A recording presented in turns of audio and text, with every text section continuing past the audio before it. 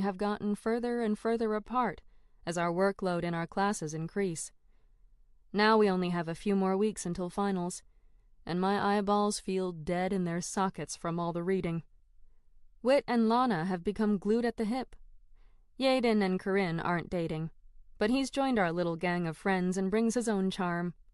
And even Akio is here, his wisdom adding something special to our interactions together. "Who do you think's a shoo-in for the boons from each order?" Yaden asks. Wit looks up from his computer, where he's trying to hack into a dummy account I created for each of them to practice on. "I definitely won't be getting one from the Templars. But Scarlet, you'll get something, I'm sure." "Maybe," I say. "It's the class I'm strongest in. But Wit, you're awesome at Law and Order. I bet Inquisition has you tagged for something." He rolls his eyes. "Wouldn't that make me instantly evil or something?" Everyone laughs. "What about you, Akio?" Corinne asks. "Have you given more thought to which order you want?" "I stay with Teutonic," he says. "It's my only choice." I frown, worried my new friend won't make the cut for that order. It's a tough one to get into if you're not a strong fighter. Have you thought about the Hospitallers? You're really good at those classes. You have the second highest score so far, next to Corinne. He beams at the compliment, but still shakes his head. "It's not enough to do something you good at. Must do something that make you happy. That challenge you to be better than old self, Scarlet friend." Is that why you want Teutonic? I ask, genuinely curious. To challenge yourself?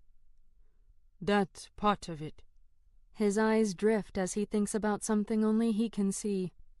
But it also for my family, my wife and children. Corinne's eyes widen. I didn't know you had a wife and kids. Don't they miss you? His eyes are sad, and my heart clenches as I sense what's coming. I miss them very much, he says. Before Nephilim War, I successful engineer and bring much honor to family. But then war happened, and town became battleground between Nephilim and orders. Our houses were destroyed, farms burned, people died. My wife and children were in our house, trapped by fire and fighting. I come home from work but could not get to them.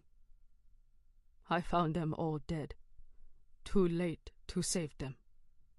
I vowed then to become a knight, to fight to protect others, to bring honor to their memory.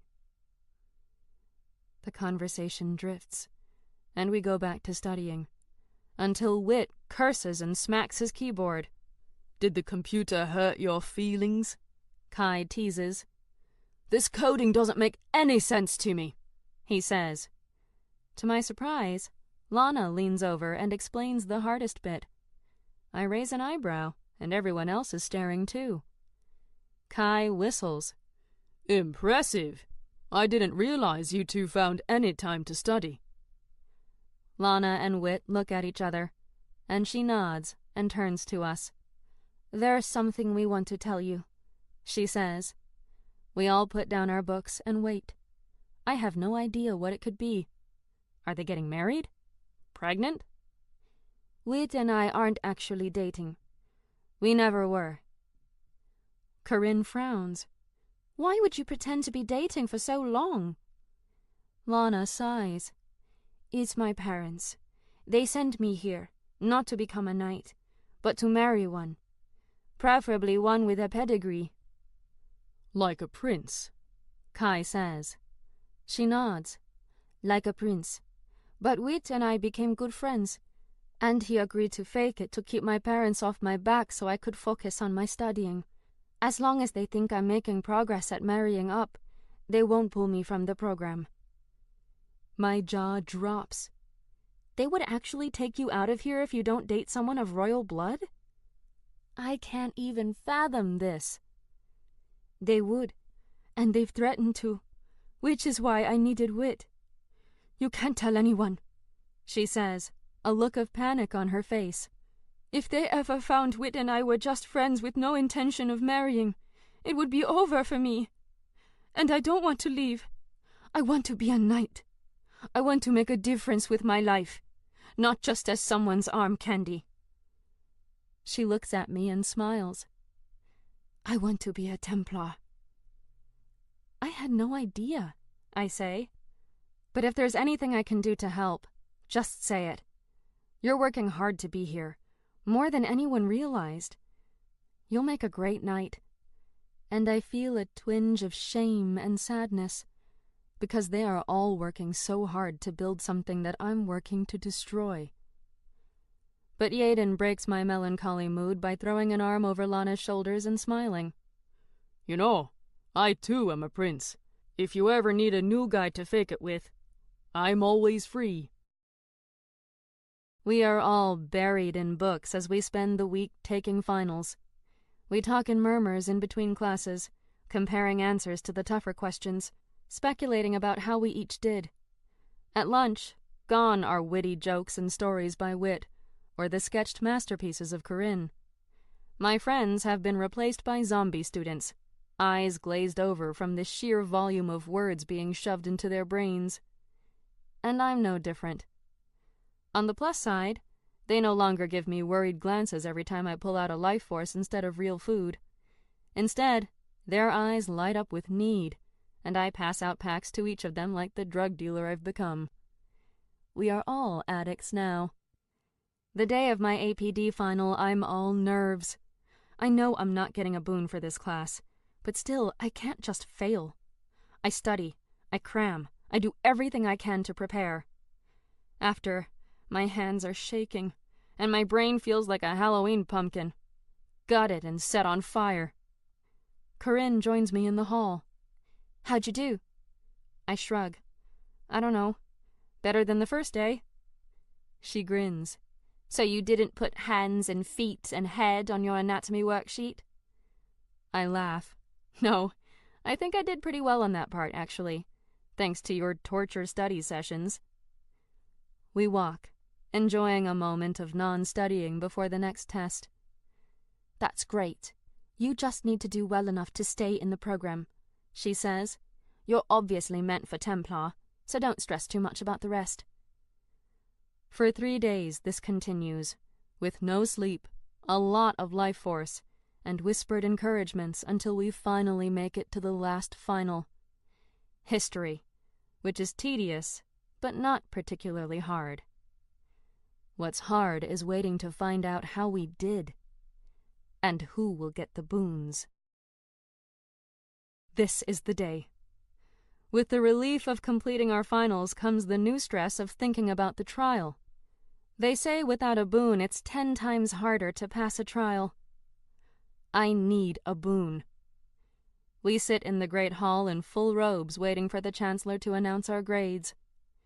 He shuffles up to the podium with his staff clicking against the stone floor. He looks older, more tired than he did last time I saw him. I should visit more, find more time to talk with him. He knows stories of my mother I don't, and I'd like to hear them. We've shared tea and cookies a few times this quarter, in quiet moments after dinner, and he told me what she was like as a child and a teen. It's like getting to know her all over again.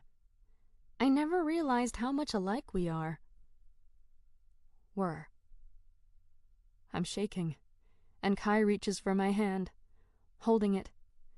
My feelings for him grow stronger every day, but I know Nightfall will always stand between me and anyone I might come to love. You have all worked hard this quarter in the most physically and mentally challenging program in the world, my grandfather says. Your scores broadcasted here today are a reflection of that work. But this is only half of the puzzle. Next comes the trial. Some of you will have help. Others won't. And still others will not make it through to next quarter. My hand sweats against Kai's, and I pull out of his grip to rub it against my robe. Without further delay, Here are your scores. The E-screen behind the podium shifts from an image of the Castle V logo to an initiate and their marks for each class. We clap politely as each student is displayed, and we wait for our names. Whit's face appears on the screen, his impish grin larger than life. He got 10s in law, order, and history, but average to poor in his other classes. Yaden smacks him on the shoulders. Might want to reconsider your stance on the Inquisition. Whit scowls at him. Corinne's next, and no one is surprised at her 10s in APD and EMT. Her combat score was the lowest, but she's still happy with her average. Yaden gets 7s in everything. How is that even possible? I ask. Yaden puffs up his chest and smiles. I have mastered the art of being mediocre. I chuckle. Indeed. Kai's scores come up next. 10s in combat and survival. Decent scores in everything else. I'm happy my friends have done so well. Lana did better than I expected, getting a 9 in espionage and excellent scores across the board. Whit hugs and congratulates her. She smiles big, and I feel a twinge of sympathy. She's working so hard, and her parents don't even care. Akio's face appears, and we all wait nervously. His combat score is a 6. It's not bad, and it turns out to be his lowest grade. He receives a 10 in survival. Life experience helps a lot, it seems. And then my face appears, and I freeze, sucking in my breath. I got 10s in tactics and espionage, 9s in combat and survival. My APD score is my worst. A 3. I get a 4 in law, a 6 in order, and 7s in EMT and history. My overall score isn't great, but considering my double life and how hard I've been training, I'm pretty happy by the results. Once all the scores have been displayed, our quarter is basically over, other than the trial. Whit hurrays at the top of his lungs, and we all cheer as we leave the hall. We must celebrate, he says. Eat, drink, and be merry. We pick up the chant. For tomorrow we will surely die. Chapter 19. The Trial. I'm dreaming about mazes and mirrors when something lands on my face. I wake, unable to breathe, struggling against a large dark form pinning me down. There's a cloth over my mouth and nose that smells chemical, and it's clouding my mind. Something sharp pricks my arm, and warmth spreads through my body. I hear murmurs of voices. Someone says my name. And darkness. I groan, my eyes still closed against the light of early morning. The ground beneath me is hard and lumpy. My head pounds, and my body wakes slowly with pins and needles shooting through flesh. A bird tweets in a tree nearby, and in the distance a waterfall crashes against a cliff. Everything smells green, piney. With reluctance, I open my eyes and lift my tired, sore body off the ground. The light blinds me for a moment. Then color trickles in until I can see clearly. I'm outside. The sun is just coming up, and I'm surrounded by an expanse of tropical forest. And I'm alone. I look down, taking stock of myself and my supplies. I'm still in underwear and my Nox Aeterna shirt, and next to me is my pack. I search it, finding jeans, shoes, socks, a bra, and jacket. I also find a black box with a silver V on it, and a flare gun with one flare. From everywhere and nowhere a voice fills the sky, startling me. It sounds like Grandmaster Gabriella, the leader of the Teutonic Order. "Rise and shine, initiates," her voice says through hidden speakers. "You are officially participating in your first trial. You have 3 days to find the Teutonic base on this island and enter it. If you cross the threshold within the 72-hour time frame, you pass. If you give up by shooting your flare, or fail to reach the base within the allotted time, your initiate training will come to an end. If you want a boon from an order, you will have it with you now." The speaker crackles before her voice resumes. "Good luck, initiates, and Godspeed." I dress quickly, then open the small black box. Inside is a note that says, "Good luck, Templar Order." I pull open the tissue to find my e-glass. I slip it on. "Hello, Scarlet." "Evie! It's so good to hear your voice. Here's the deal. I'm at my trial, and they've dropped me on some island. I need to know where I am. Can you get a satellite view?" While she does her thing, I stick the box back into my pack and sling the bag over my shoulders. First things first, I need to find a water source. My stomach growls. A marshmallow tree would be fantastic.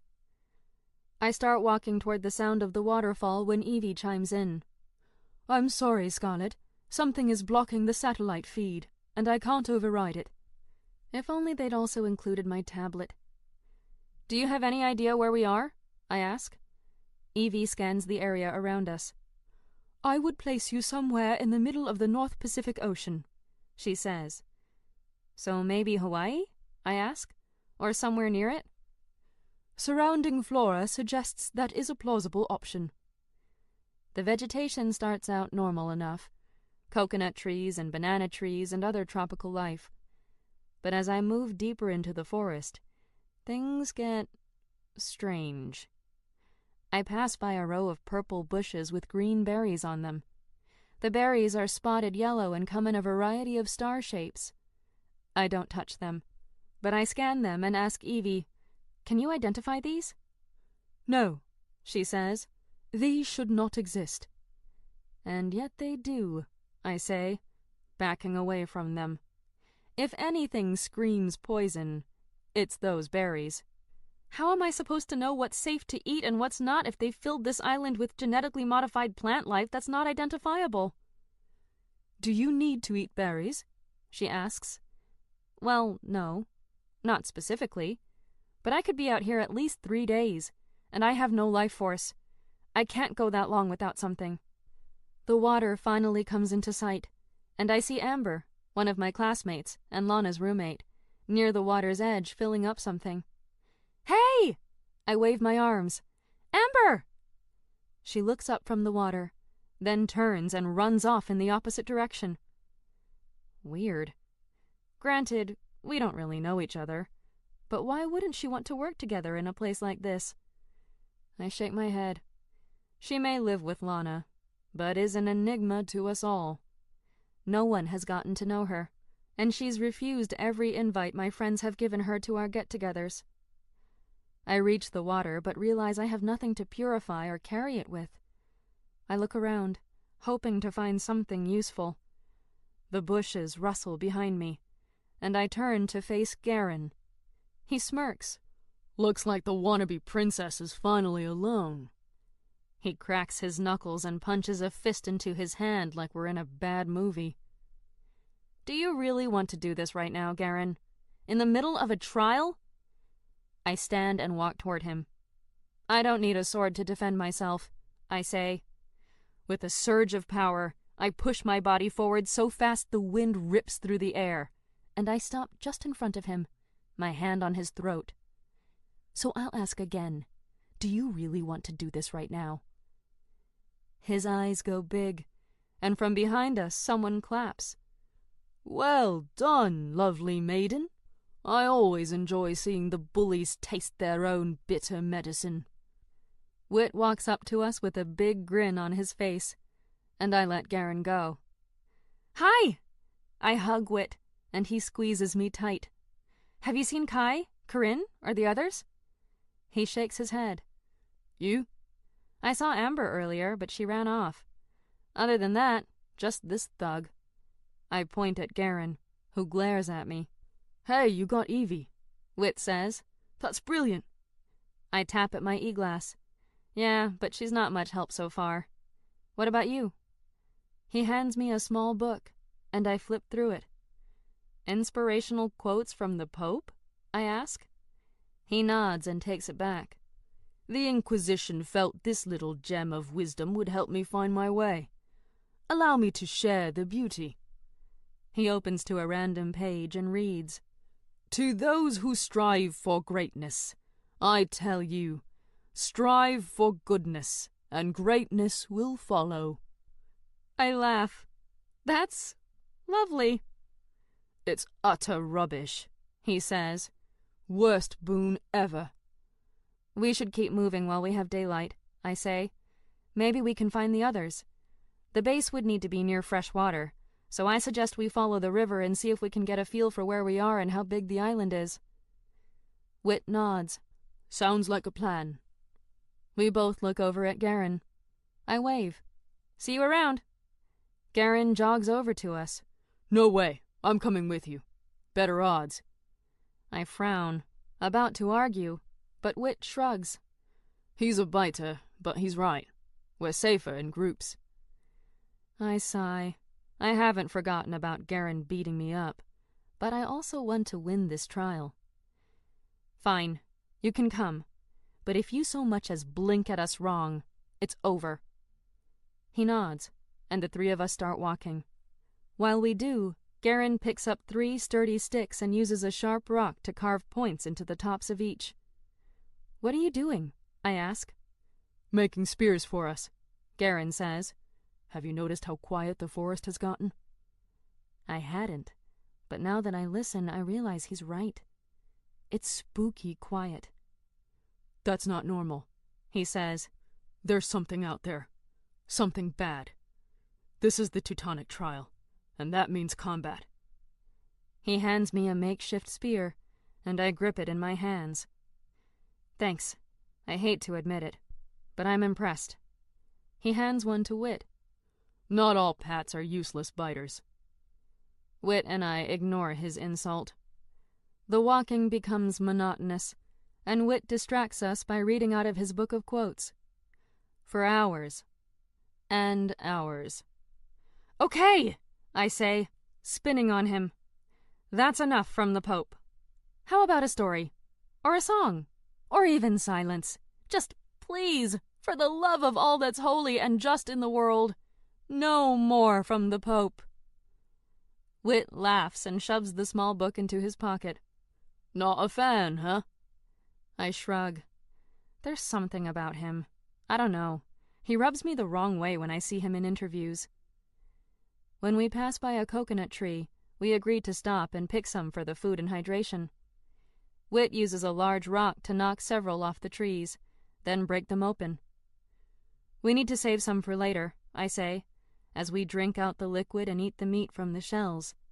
I can't stand the taste, but I know my body needs something, and it does help clear my head.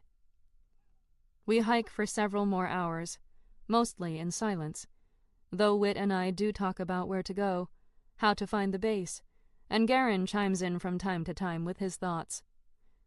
When the sun begins to set, Garen looks up and frowns. We should stop somewhere for the night. Build a camp. We should keep walking, I say. We can't waste a third of our time. We don't even know where the base is yet.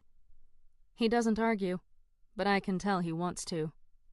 Whit looks back at him and leans in to whisper. He's probably right.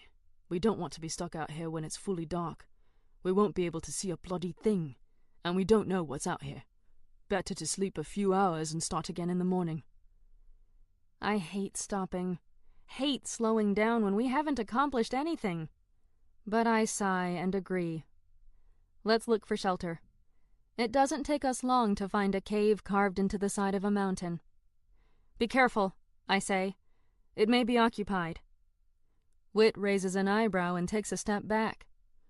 How about we just sleep under a tree or something? Too exposed, Garen says. We need something we can defend.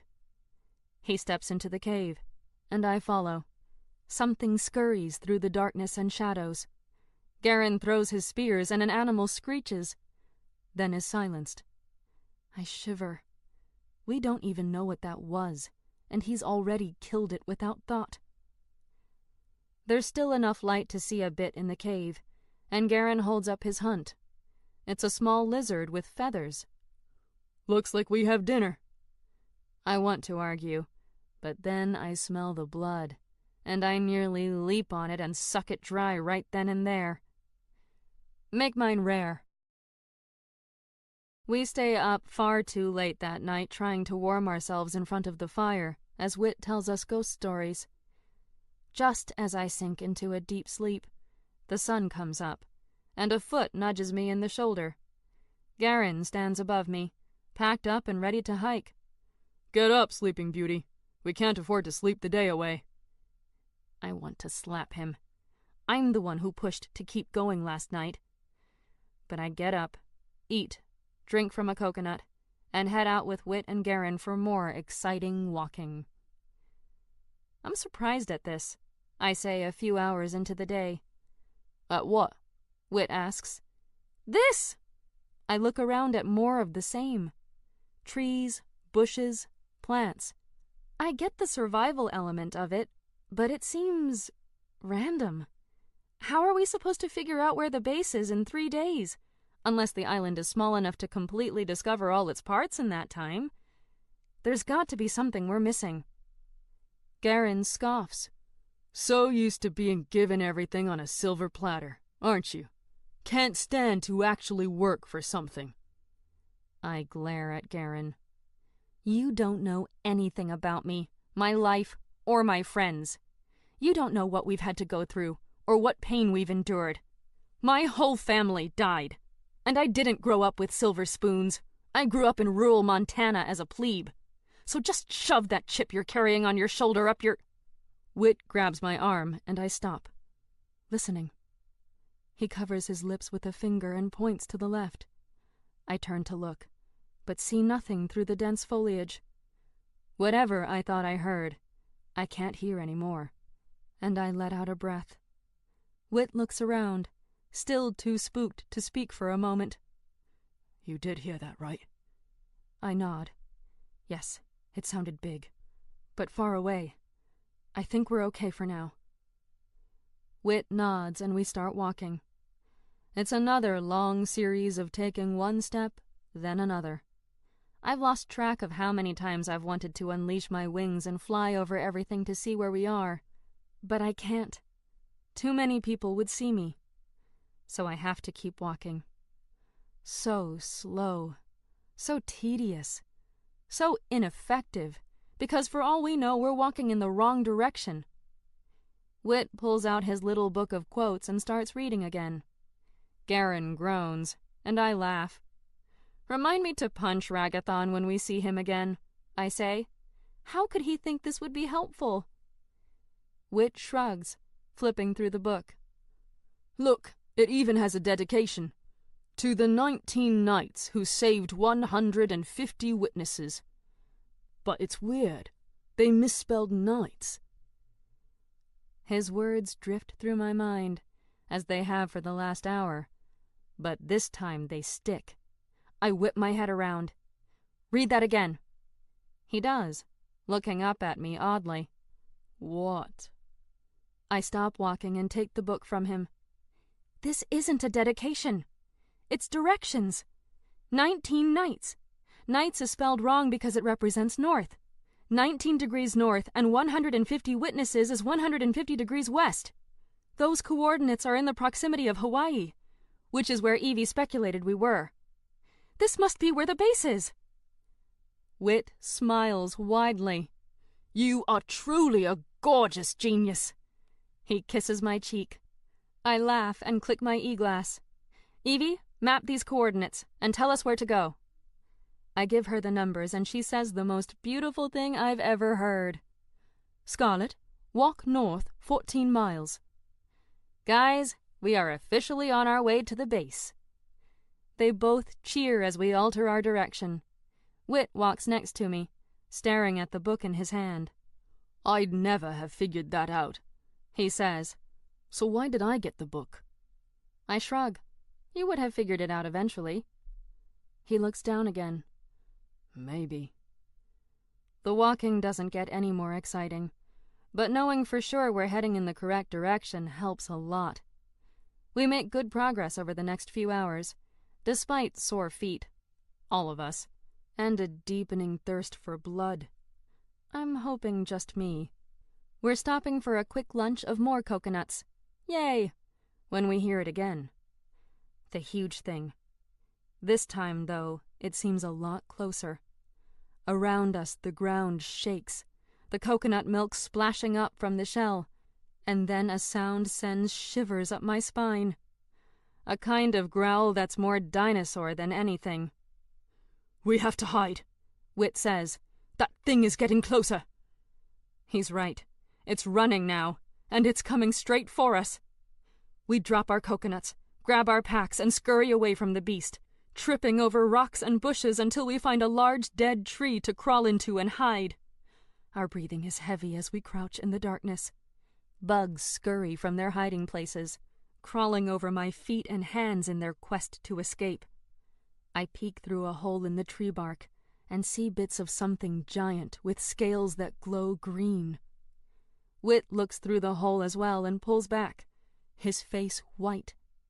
He holds up the spear Garen made. "I don't think these sticks are going to do the trick." A tree branch snaps in the distance, and through the hole in the tree I watch the beast turn, distracted, and run away from us. "I think we're safe," I say. "The danger's not over yet," says someone outside our hiding place. Kai! He crawls into the tree trunk with us, and I scoot over to him. He hugs me and kisses my cheek. "I've been looking everywhere for you. Is Corinne here too?" "No," Wit says. "We can't find her." He frowns, and I ask, "Do you know what that thing out there is?" He drops his hand to the hilt of his sword. His boon was useful, at least, and shakes his head. "No, but whatever it is, it's been hunting me for the last 2 days."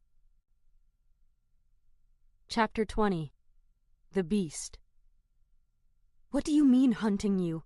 I ask, gripping his arm. "I don't know," he says, "but I haven't been able to lose its trail for long. It seems to be tracking me." Garen glares at Kai's sword. "Of course you got a weapon. You all got boons, naturally. Connections." I don't even bother responding. We wait in the tree quietly for what feels like forever, just to make sure the beast is truly gone. When we think it's safe, we crawl outside, and I take a deep breath and stretch, my body cramped from crouching for so long. Kai brushes a strand of hair off my face. "You should go on without me. If this thing is following me, I don't want you and Wit at risk." "I agree," says Garen. "That's an excellent plan." "Nope," I shake my head. "We're not leaving you." Wit agrees. "We stick together." He looks at Garen. "You're free to go if you're scared, but my brother stays." Garen grunts. "Fine." "Besides," I say with more excitement, "we have coordinates for the base camp. They were part of Wit's boon." Kai raises an eyebrow. "That's excellent. Let's get going. But we need to stay where the trees are thick. And if we see the beast again, run while I distract it." I'm about to argue, but he stops me. "I have a sword. It makes the most sense." I reluctantly agree, and I explain the route Evie has laid out for us. As we start to hike again, my head feels dizzy, and I know I need blood or life force soon, or I'll be too weak to keep going. I might have to sneak off and eat an animal without anyone seeing, and hope there are no cameras watching me. We're hiking up a large hill, my thighs burning the higher we go, when we hear someone scream. Kai looks west and points. "It came from a field over there." "We should see if they need help," I say. Garen shakes his head. "Let the loser save himself. We have enough problems." The man screams again, and Wit sighs. "We should go help. It's the right thing to do." He doesn't sound happy about that, but we head west and find Bartholomew fiercely battling bunnies? I look closer. Are those bunnies, or... Hybrid bunnies with cat DNA, says Wit. At least that's what they look like. It's true. They have bunny ears, but the long tail of a cat. They're adorable, and small and seem relatively harmless. Though Barty Boy appears to disagree. Hey Bart, need some help with the kitty bunnies? Kai calls. Even Garen snickers at that, despite this being one of his friends. These beasts are not cute. They are evil, Bart shouts. We walk over and the creatures run off into the bushes, more scared of us than we are of them. But Bart is still running around screaming like his pants are on fire. Kai smacks him in the face. Shut up. We can't make noise right now. Bart stares at Kai, shocked. Did you just hit me? He shoves Kai in the chest, and I step next to Kai. Back off, Bart, I say. Bartholomew. My name is Bartholomew, and when my father hears about how I've been treated here... Shut up, dude, says Garen. No one wants to hear about your father. Bart glares at his friend. Why are you even hanging out with these losers? I laugh. You know what? You two go on. We can handle the rest of this ourselves. It's time to break up into groups. No way, says Garen. You got maps and e-glasses and swords. Bart looks at Kai's sword and sneers. Of course they got the best boons. Doesn't matter. With my skill and expertise, I don't need one. I'm over this, Kai says. Which way next, Scarlet? I point north, and we start walking with Wit by our side. The rest can figure out what they want to do. I hear Bart arguing with Garen, but unfortunately for us, they do keep following. I wish we could mute them. Kai reaches for my hand and I let him take it, enjoying the feel. I was worried about you, he says. I was hoping we'd find you, I admit. We walk in silence for a while, listening for sounds in the forest. We're getting closer to the base as the sun sets on our second day, and I feel confident we'll have no trouble reaching base by lunch tomorrow. Plenty of time before deadline. We still haven't seen Corinne yet, and Kai is worried. She's okay, Wit says as we search for a place to rest for the night. She got high grades. She probably got a map and a truck or something. I laugh. No doubt. That'd be nice. It's getting much darker, hard to see even a few feet in front of us, and we still haven't found a place to sleep. We need to stop, I say. We're going to be tripping over ourselves soon. Agreed, says Kai. I let some power flow through me to increase my night vision until I see more around us. I point to our left. There's a grove of trees over there. We can camp in the middle with some shelter at least. Kai squints and frowns. I can't see it. Trust me, I say, pulling him forward. The rest follow me, Garen and Bart finally quieter after hours of arguing. We don't have much to make camp with, so we do the best we can with brush and leaves and settle in. Kai, Wit, and I sleep close to each other for warmth. Kai holds me in his arms, which isn't unpleasant, and I lean my head on his shoulder and listen to his heartbeat. Bart starts rubbing wood together for a fire, and Kai stops him. No fires. There's something dangerous out there, and we don't want to draw its attention. But I'm cold, whines Bart. Sock it up, Buttercup, says Wit. Garen snorts and leans back against a tree. I'm out. Tomorrow this will be over, and we can all go back to hating each other. Who said we stopped? Says Bart, rolling over and facing away from us.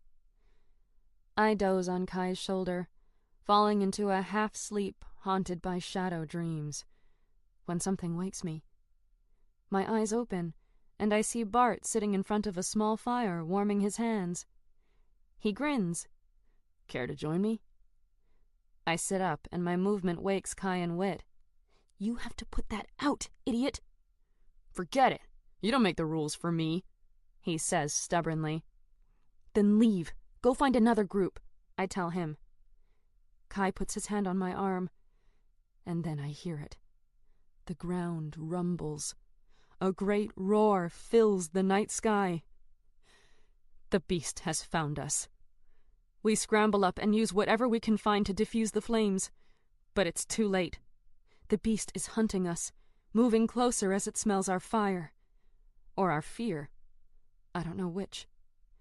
Our breathing is so loud I feel like we can be heard for miles. And it's getting louder. "Should we run or stay put?" whispers Wit. I can hear the fear in his voice. "For now, stay under the cover of the trees," I whisper back, hoping I'm not killing us all. We push into the spaces within the large trees and wait and listen. Bart starts to hyperventilate. He begins groaning and drops to his knees.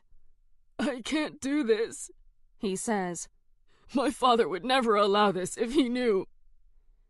I kneel to face him. "Bartholomew, look at me. Look at my face." He looks up, and I hold eye contact with him. "It's going to be okay, but you have to calm down. We'll get out of this. Just breathe." I think I'm getting through to him. He takes a breath, then another. Then the creature roars again, and Bart can't keep focus. He screams and jumps up. "No! No!" Then he runs out of the grove and into the night, screaming. We all follow him, calling his name. Once out of the cover of trees, the moon brightens our path, giving us just enough light to see the beast. A great shadow like a mountain, with teeth the size of my hands and sharp as swords. It's scaly with big, glowing green eyes. The beast turns its head, its eyes following Bart as he crashes through the brush. I have no time to react, to run or help or stop him. In one move, the beast opens its giant jaws and drops them onto Bart, eating him in one horrifying crunch. I'm paralyzed as I stare in horror at the bloody remains of the man who stood there a second ago. Garen's shaking from rage, or maybe fear. Kai tenses next to me as the beast turns his focus on us again. "I'm going to distract him while you three escape," he whispers. I grip his arm. "Not alone." He kisses my head. "I have to. It's me he's after, and I'm the only one with a weapon." His purple eyes are filled with concern, but not for himself. "Get my brother to safety. Please." I swallow the lump in my throat and nod. He'll be distracted if he thinks Wit's in danger. I can protect him better by doing as he asks. For now. I nod. "I'll keep him safe. Don't die." He grins in that cocky way I've come to love. "You can't get rid of me that easily, Knight." And then he runs out. The beast swerves its head to follow the scent of Kai, and I tell Wit and Garen to run in the opposite direction. Legs pumping, heart pounding, I try not to look back, not to think about what's happening with Kai as we run for a rock formation that should offer us a way out. We arrive at the rocks, and I push Wit to climb up first. "Go! Don't argue!" "I'm not leaving you out here alone," Wit says. Garen pushes past him. "Then I'll go." He climbs up the rocks and disappears through a crevice. "Wit, I promised your brother I'd protect you. Go!" He obeys, reluctantly, climbing through the crevice as I stand guard with my spear. I hear Kai yell at the beast to keep its attention. The beast charges and traps Kai between a mountain and itself. Wit calls for me from behind the rocks. "Scarlet, hurry up!" "Kai needs help. Go, I'll catch up." Wit yells for me. "No!" But I'm already running toward Kai. I can't let him die. Can't let him get hurt. I did what he wanted. Wit is safe. Now I must save him. I'm running faster than I ever have, my powers surging through me. I want to unleash my wings, but if I do, it's all over. I can't take the risk. Not yet. There's still time.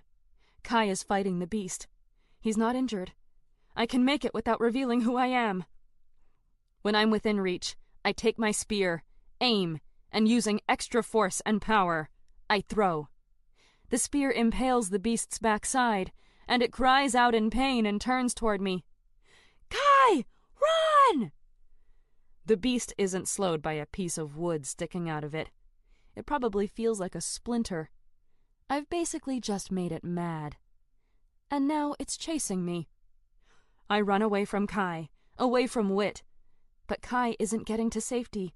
He's following me and the beast. And now the beast is confused. It wants to attack us both. It changes directions, chasing Kai again. Kai, the cliff! I try to catch up, to stop him before it happens. But I'm not fast enough. Not without my wings. Time slows as the beast and Kai run to the edge of the cliff. Kai realizes his mistake at the last minute and turns to face the beast, sword held high to fight. But the beast is huge and doesn't have the brakes required to stop in time. It crashes into Kai, and they both disappear over the ledge. No! I have no choice. It's not even a thought, just instinct. My wings of light stretch out from my shoulders and I fly, swooping down over the cliff. I see the beast and Kai both falling. I push myself faster, passing the beast and reaching for Kai. Grab my hand! He reaches for me. Our hands link. I try to hold on to him, but his hand slips away. He's too close to the ground. I push harder, flying faster. My heart is beating so hard it hurts in my chest. I reach for him again. Our hands clasp, and I pull. Hard. My arms wrap around his waist, and I hold him tight against me as I slow our descent. We crash into the ground, but without the fatal splat I feared. The beast falls next to us, shaking the earth. Instead of dying as I'd hoped, it rolls onto its legs and charges us. It's so close I can smell its rancid breath. I grab Kai's sword from his sheath, spread my wings, and fly straight at the beast. It swipes at me, gouging my arm with its claws. I push the sword through its eye. It twitches, lunging once more at me, but it can't complete the move. As death steals its life, it falls to its side. I crumble to the ground, my wings still flicking silver-white light behind me. My arm burns, and I feel dizzy, sick. The sun is just starting to glimmer in the sky, but the moon hasn't yet retired for the day. It's mostly dark as they share the sky. I look around, trying to breathe, trying to focus my thoughts. We're in some kind of grove where glow-in-the-dark mushrooms and bugs create a magical ambiance. Night flowers glow in pink and yellow and orange lights. I pull Kai's sword out of the beast's eye and try to stand. But I stumble and fall to my knees as he walks over, a bit wobbly himself. I'm scared of what happens now. My wings are still out. He's seen everything. I wait, gripping my arm as my body works to heal it. He kneels before me and smiles, caressing my cheek. You look good with my sword. I blink. I'm ready to mind control him, but I don't want to. Did he hit his head in the fall? Isn't he freaking out? I'm so confused. Thanks? He grins. You look good with the wings, too. I suck in my breath. My body is shaking. Do you understand what I am? I cock my head, trying to read him. You're Nephilim, he says, as if telling me I'm blonde or that I have blue eyes. And you're Nightfall. My heart skips a beat. You seem awfully calm. He takes his sword out of my hand, sets it to the side, and holds both of my hands in his. It doesn't change how I feel about you, Scarlet. And I'm not going to tell anyone. Don't worry about that. You accept this? He nods. I've actually suspected for a while, but I didn't really care either way. I still don't, though I'm glad I know for sure. And I'm glad you know I know. But your father, your uncle...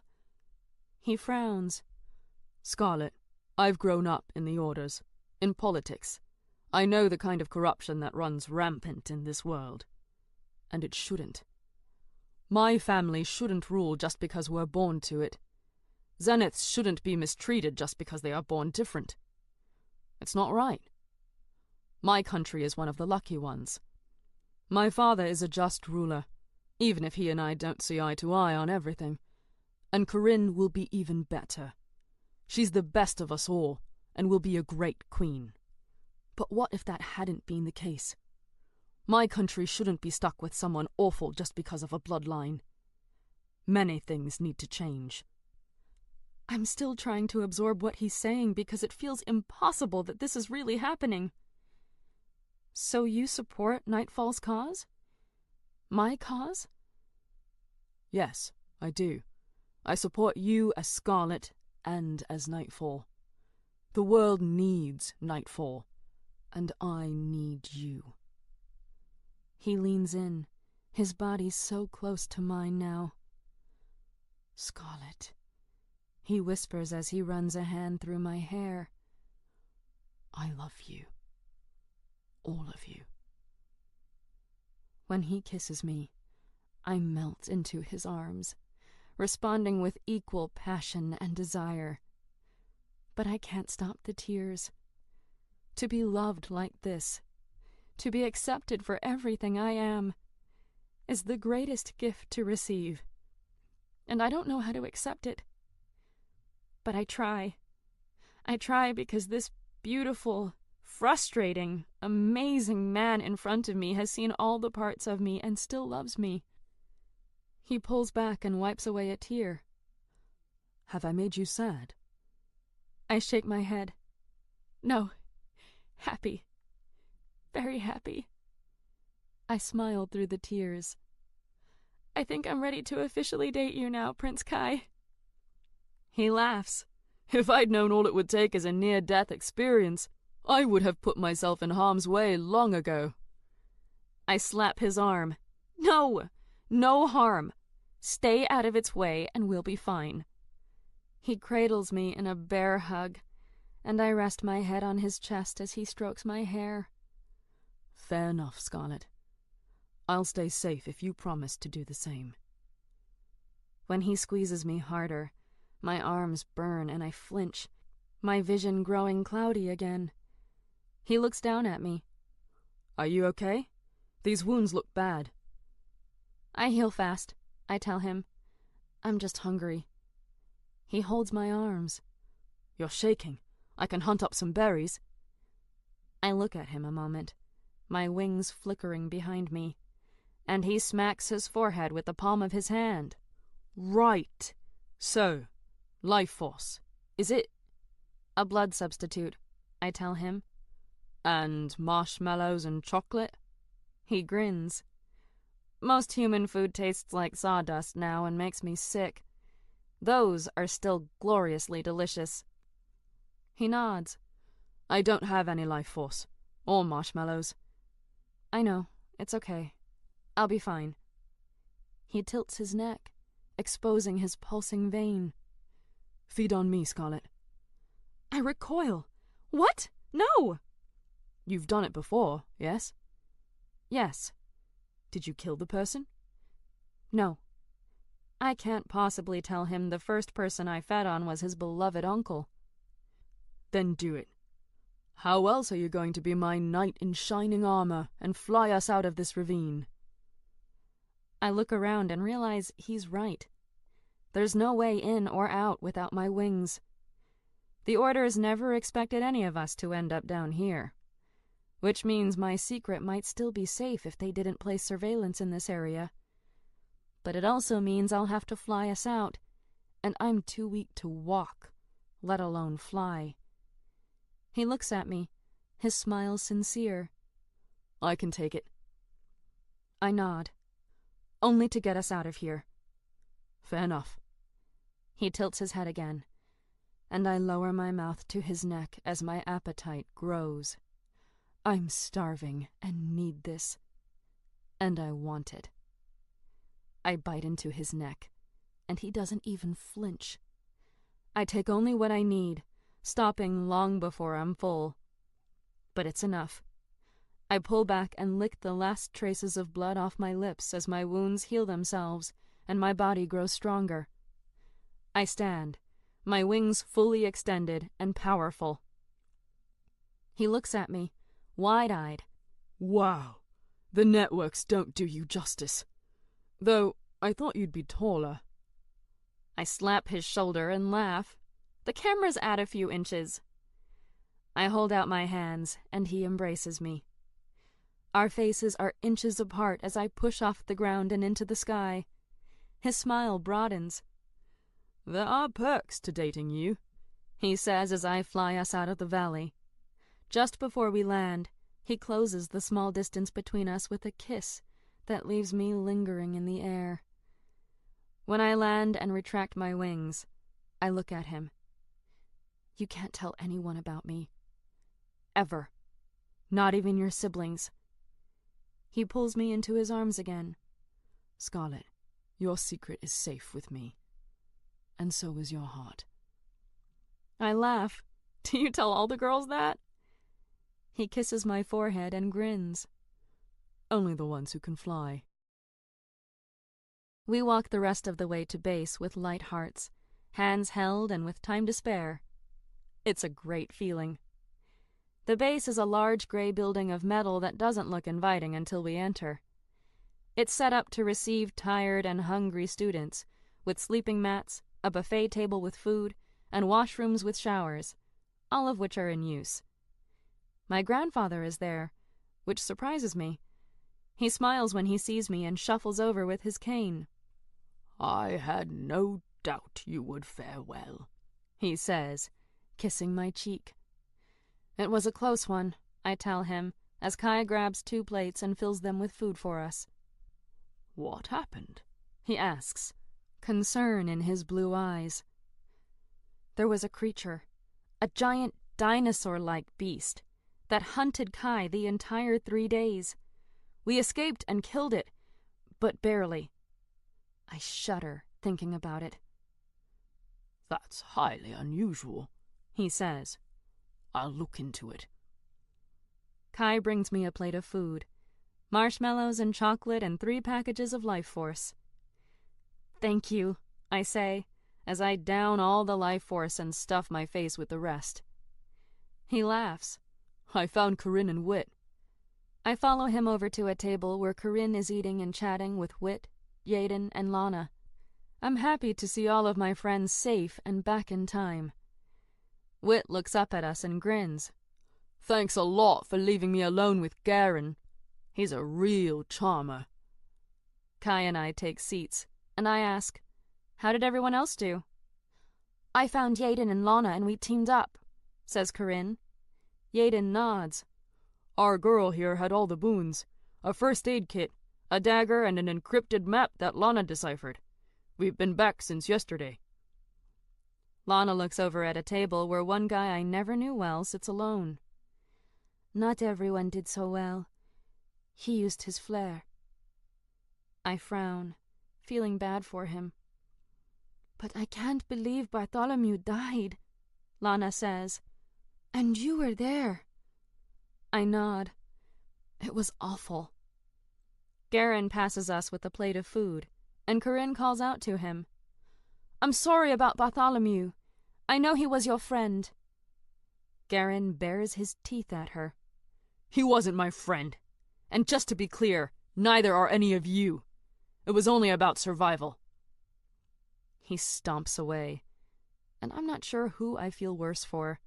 The guy who died, or Garen, who will spend his life forever angry and alone. Kai puts his arm around my shoulders, and I lean into him. We share a look and communicate so much. He knows. He knows, and he loves me. All of me. That alone is worth all of this. Chapter 21. The River House. Trial celebrations last the whole weekend. Even the death of one of our classmates isn't enough to stifle the cheer. Probably because he was a biter to everyone and no one liked him. I'm not glad Bart's dead. I don't think anyone is. But it doesn't weigh on my soul. And so we spend a few days attending parties and having fun. The only damper happens when Bart's family comes to collect his belongings. There's no body, since the beast ate it, and his father shouts at the Chancellor so loud it travels through the castle as he demands some kind of recompense for the death of his precious son. They leave empty-handed, and life returns to normal. We all attend a congratulatory ceremony in the main hall. There are now 18 of us left from the original 20. Each quarter you will lose more, my grandfather tells us. Until the end, when only the true knights shall remain.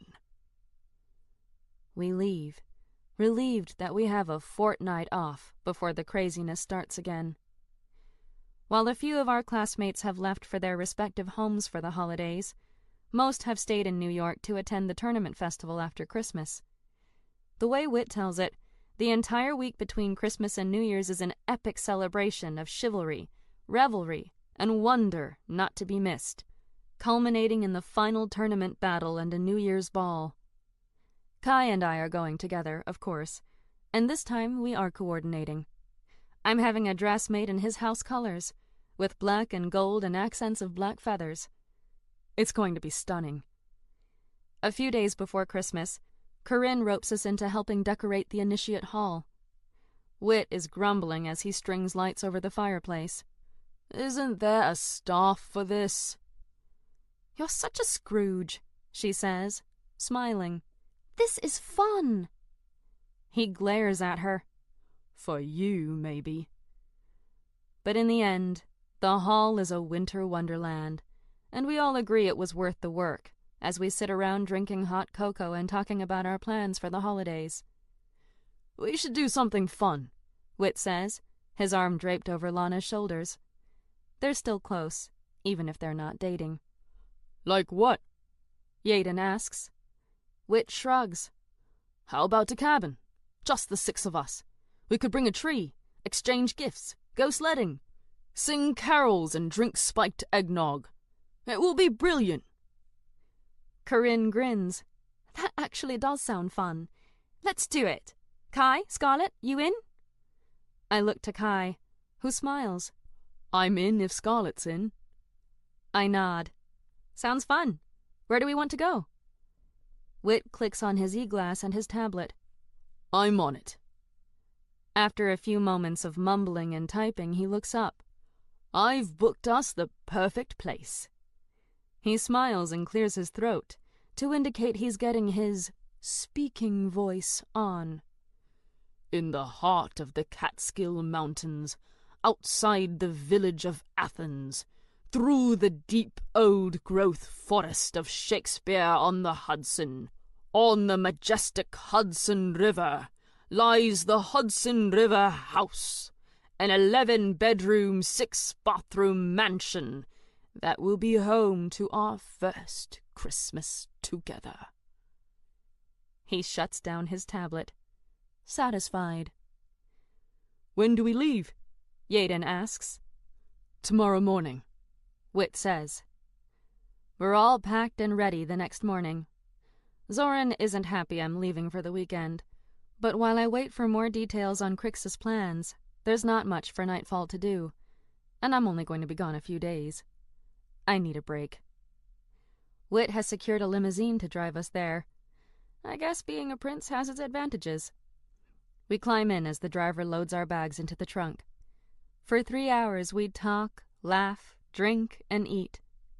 Some of us also kiss. There's much happiness.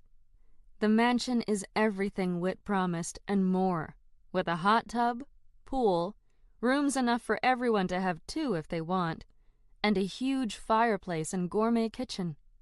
Who's cooking this weekend? Lana asks. Whit rolls his eyes. My dear Lana, Do you not know me at all? Corinne laughs. In her defense, she's never seen you cook.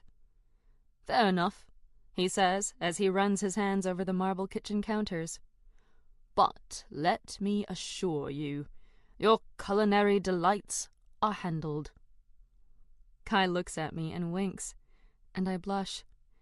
It's so strange, being around someone who knows the truth. Until now, Zoran was the only one who knew both sides of me, and it's different with him. I'm still mostly Nightfall with Zoran. But with Kai, I'm Scarlet. I'm me, but I'm also her. Since the trial, we have grown so much closer. We've spent nearly every moment we can together. I have no secrets from him now, and he never had any from me. We talk about everything. I told him about my parents' death, about what happened after. I shared my deepest fears about being Nightfall, about the cost, the risks. I tried to warn him away from me, but he held on tight and shook his head. You can't scare me away. I know what I'm getting into, and I accept the risks. You are worth the risks. There's also been a fair share of kissing, I'll admit. But we will still be in our own bedrooms this weekend. We all choose our own rooms and unpack, and Whit starts whipping up something for dinner while Kai pops open a bottle of champagne. He pours a glass for each of us, and we all toast. To us, he says. For surviving. To our friendship. To our futures. He holds my gaze as he says this, and clinks glasses with me. I smile and sip, happy to note that it tastes good. Fizzy and fun. After dinner, which I'm sure was exquisite but tasted like cardboard to me, we venture out to buy a Christmas tree. We can't do our gift exchange tomorrow without one, Corinne argues. It's Christmas Eve, and there aren't a lot of options left, but we find the perfect one to fill our temporary living room. The guys insist on dragging it in and setting it up by themselves, and we all decorate it with baubles we bought at the store next to the tree lot. When it's all set up, Kai hands me a box. I raise an eyebrow and open it. It's a silver star for the top of the tree. He whispers in my ear. I know that's your nickname. I wanted to get an angel, but I figured I should be a little more subtle. I kiss his cheek.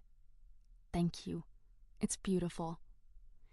He gives me a boost so I can reach the top to place the star, and then we plug in the lights. They twinkle white and gold.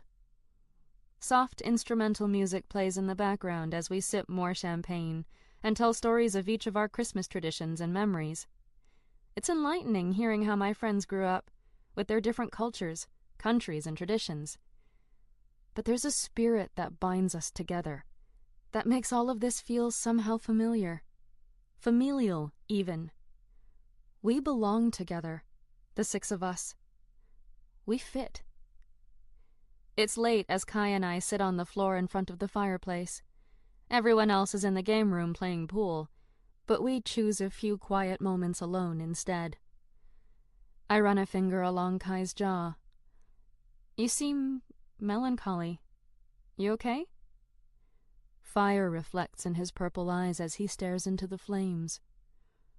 My mother died on Christmas Eve, he says. Did I tell you that? My breath hitches. No, you didn't. He looks at me, his face a mask. Have you ever had to kill someone? As Nightfall? I blink. Not directly, but in a way. It does something to you, he says, looking back at the flames. Taking a life with your own hands. It changes you. You've had to kill before? He nods. I told you. I killed my mother. Oh, Kai, that wasn't your fault. She got sick. Varian never should have made you feel responsible for that. She didn't die from the illness, he says. My heart skips in my chest. What do you mean? She nursed me back to health and got sick. That part is true. But she didn't die. She recovered. At least, It seemed like she did. We thought everything was back to normal. Until... He pauses, pain evident on his face. Until? I ask, softly. Until she changed. She started having serious mood swings. Not just happy and sad, but violent. She'd hurt herself or the staff at the castle. My father once found one of the maids in her room, dead. My mother was crying over her body, saying, "I'm sorry, I'm so sorry." It turned out the maid hadn't changed the sheets fast enough, and my sweet, kind, gentle mother beat her to death in a rage. That's horrible. I'm so sorry. He nods, still staring at the flames. My father loved her so much. Too much. He couldn't accept that her mind was lost to us. He clung to her lucid moments and assured everyone it was temporary, that she'd heal.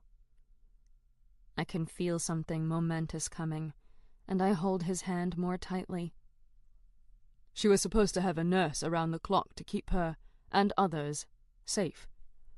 But the nurse fell asleep on duty one night on Christmas Eve, and my mother snuck out to see us.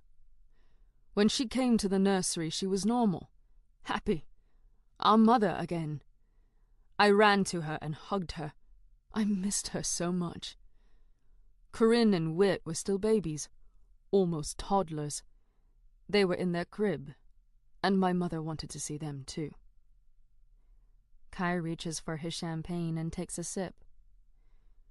She took them both out and held them, singing that song Corinne sang. And then she changed. Her face disappeared, and in its place was a mad woman full of rage. She dropped both the babies to the ground.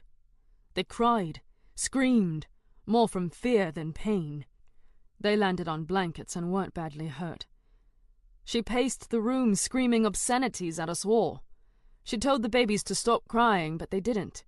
And she slapped them both, yelling at them to be quiet. I begged her to stop, to leave them alone. But she wouldn't.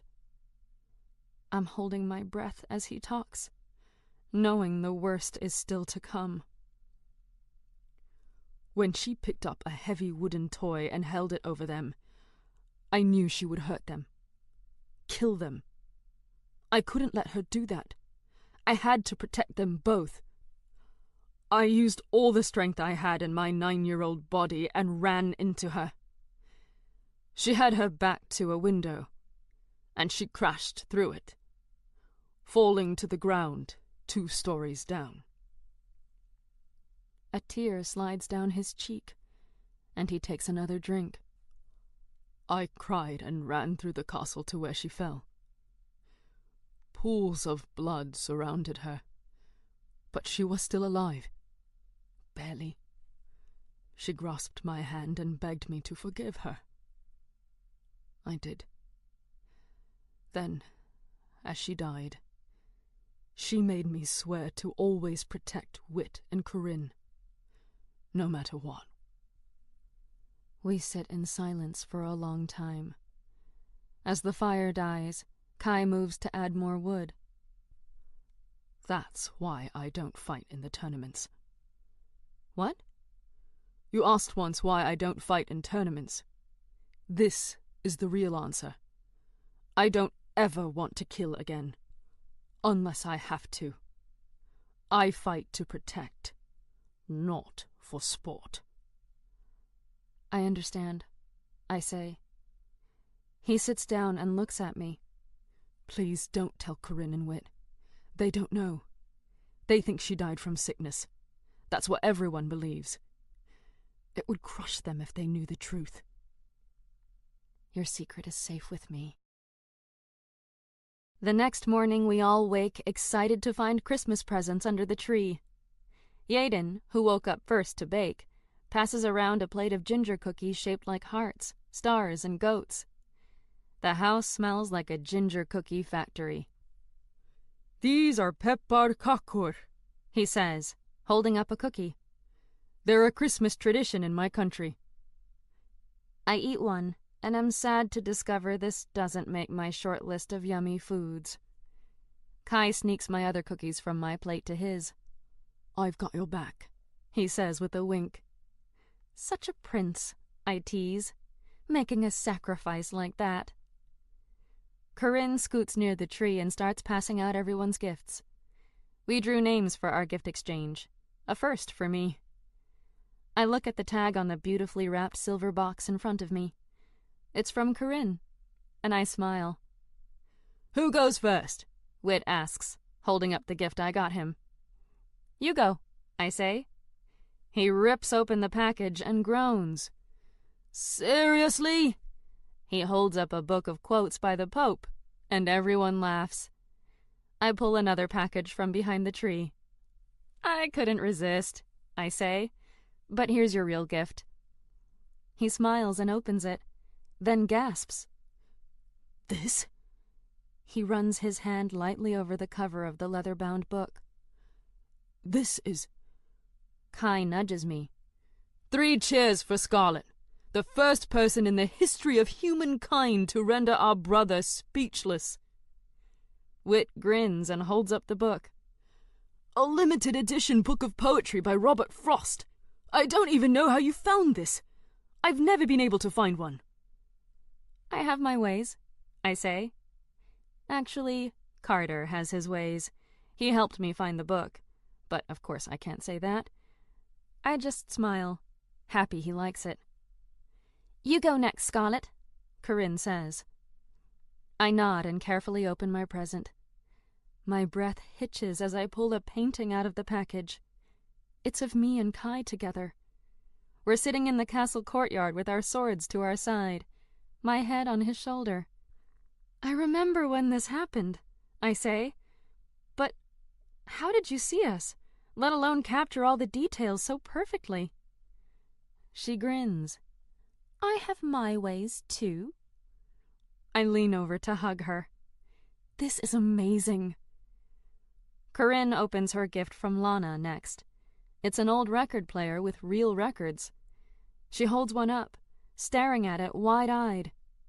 These don't exist anymore. Lana smiles. It's been in my family for generations, but no one ever plays it. I know you love music, and I thought you'd get better use out of it than we have. Oh my goodness, she says. This is incredible. She taps her e-glass to turn off the music currently playing and plugs in the record player, choosing the first record on the pile. I've never heard anything like this. It's got a grainy quality that should sound bad, but somehow gives the music an added dimension missing from digital music. The record plays as Lana opens her gift from Kai. I already know what it is, and I'm excited to see her expression when she figures it out.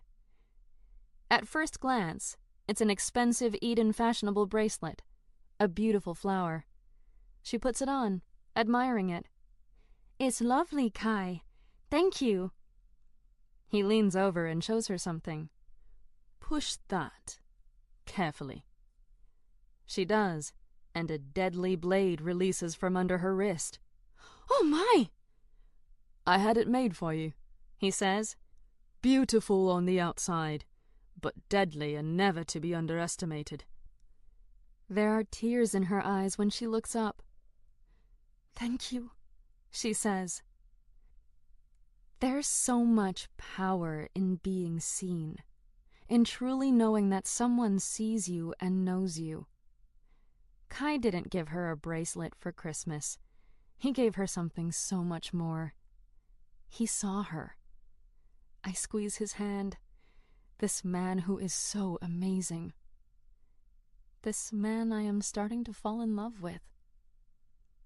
Kai looks at his gift from Yaden and shakes it. Yaden laughs. Just open it, he says. He does, revealing a raven carved from a polished black wood with something gold sparkling inside. That's wood from an onyx tree, Yaden explains. It's a rare tree found only in my country and protected by the royal family.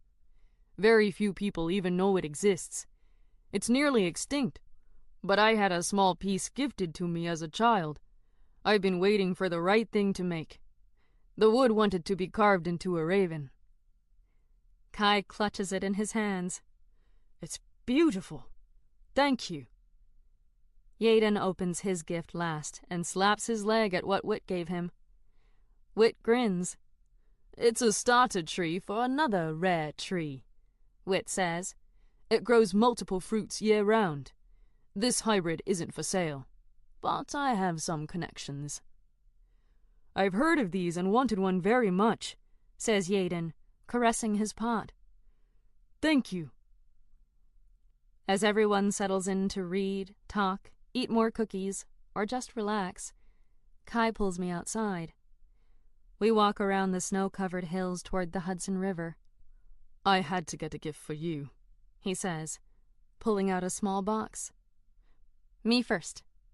I hand him a box, and he smiles and opens it. Inside is a knitted black scarf with a gold raven on it. I know it's not much, but I made it myself. It's the first time I've tried to knit. And the last. He laughs and wraps it around his throat. I will cherish it always. He hands me the small box. Your turn. I pull the red bow off and open it. Inside is a black pearl wrapped in white gold and diamond swirls, like a tiny universe. I pull it out, and Kai helps me put it on. This is beautiful. It reminded me of you, he says. Nightfall trying to hold the world together. Nox Aeterna. Tears sting my eyes, and I reach up to kiss him when my e-glass beeps. Scarlet, says Evie. Not now, I mumble through his warm lips. It's urgent. Zoran needs you. The Red Eagles want to meet. Tell him I'm busy, I say, still trying to salvage the mood. You'll have to tell him yourself. He's waiting for you behind the house you're staying at. I look up at Kai, who can only hear my side of the conversation. Something wrong? He asks. I have to go, I say sadly. Superhero business? He asks. I laugh. Something like that. I'm sorry. He kisses my head. Don't be. I'm a big boy, and I know what being Nightfall means. Go. Do your superhero stuff. I'll cover for you. I pull at his hand before he walks away, so awash in feelings I have to speak out loud. Kai! He turns, our fingers intertwined. Yes? I love you. His smile lights up his face, and he crushes me in a hug against his body. I love you too. He kisses me, then pulls away. Now go save the world. I meet Crixus at the center of Diamond Mountain. There are no crowds this time. Only Zoran waits in the distance as a cold wind howls through the night. What do you know of the approaching tournament festival? Asks Crixus, looking at the moon. His question startles me. I try to recall what I've heard from Wit. The knights are anonymous. Many will attend the final match. I gasp, realizing his plan. The Pope will attend. Crixus nods. Have you seen the Black Knight fight? I smile. He's the one I'm rooting for. Good. He is one of ours. I see where this is going. I'm impressed. Crixus continues. When he wins, he will be granted a boon from the Pope. He will request a personal meeting with His Holiness. And you want me to be at that meeting? He nods. You will don the Black Knight's armor. You will get close to the Pope, and you will give him an order. I frown, noticing a problem. My gift doesn't last very long. He won't join our side. He doesn't need to.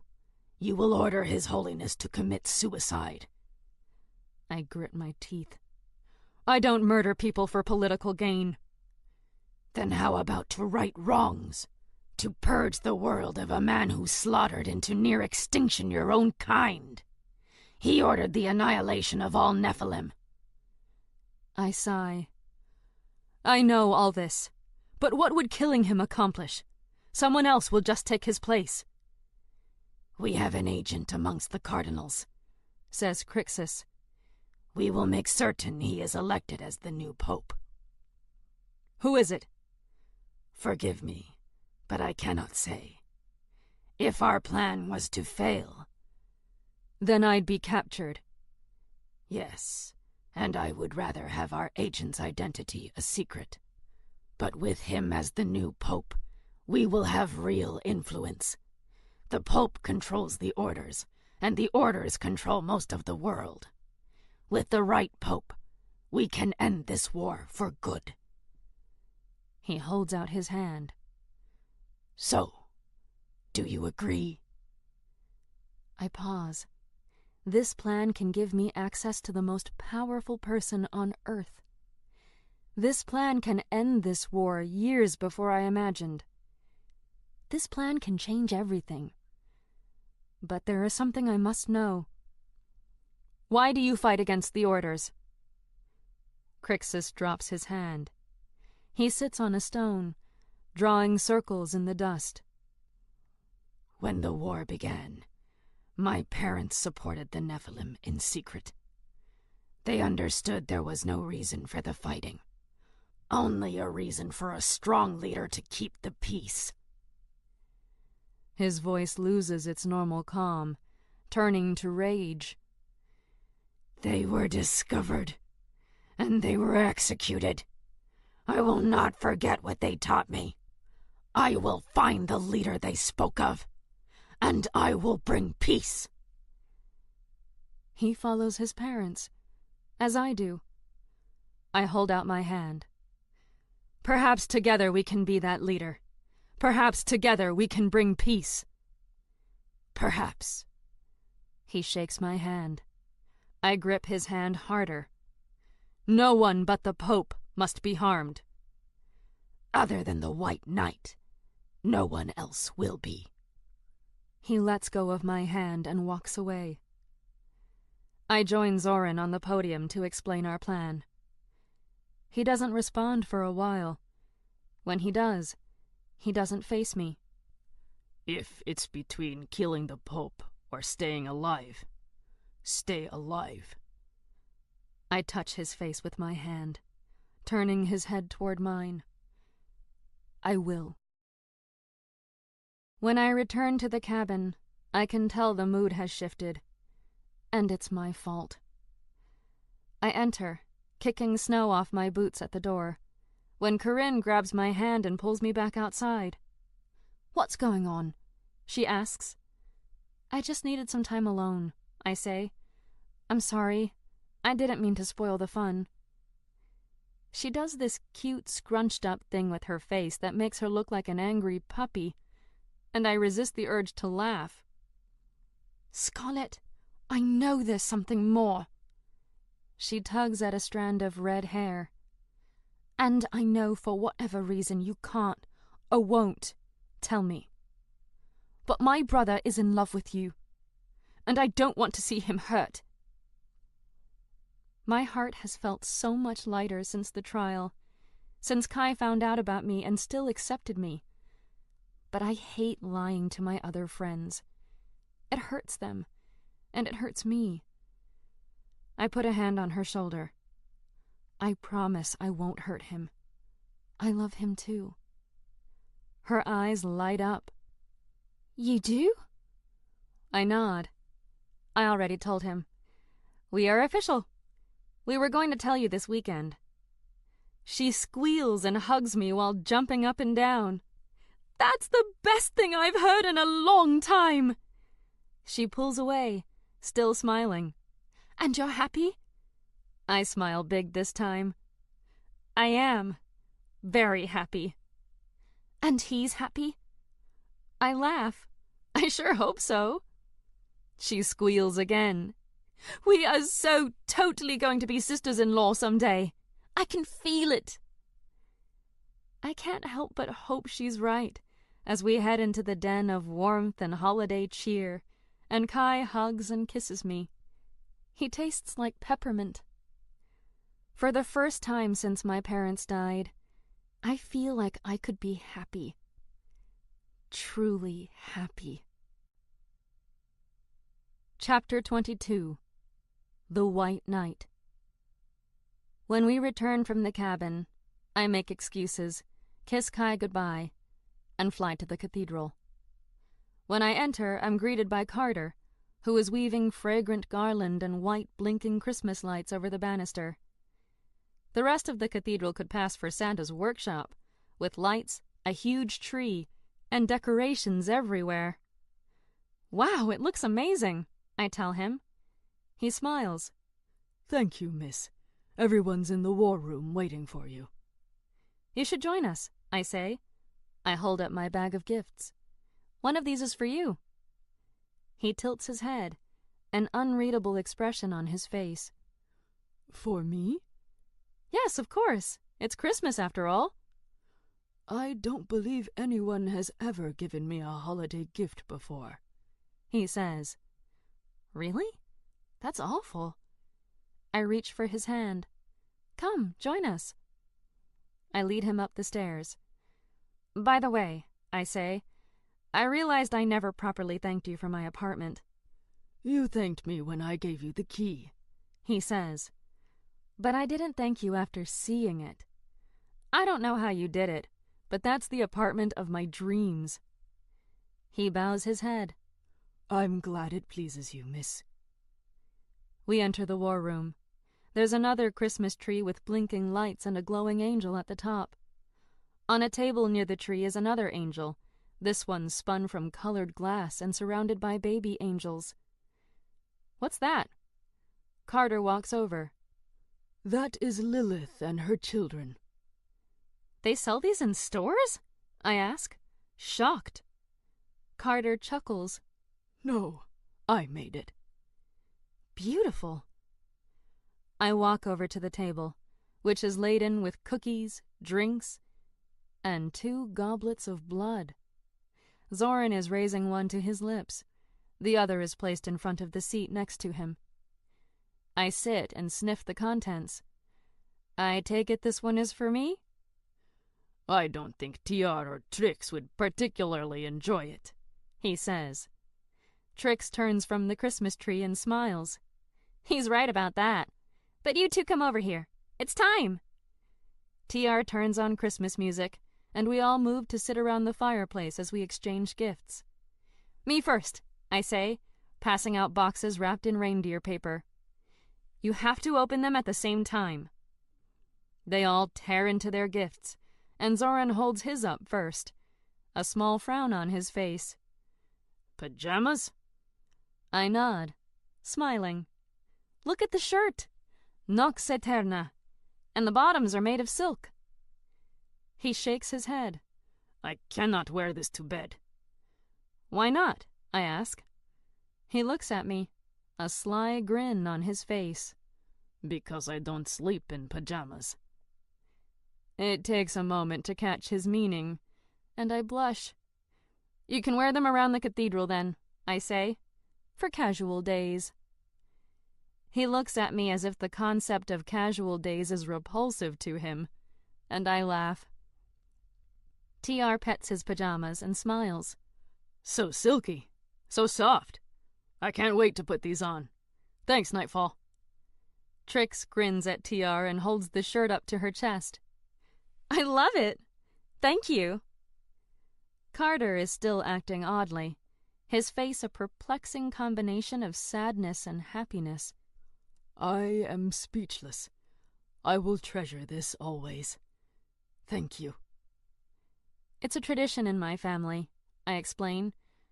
Or was. Each year my parents would buy me new pajamas for Christmas. I clear my throat. I've tried not to think about how this is my first Christmas without them.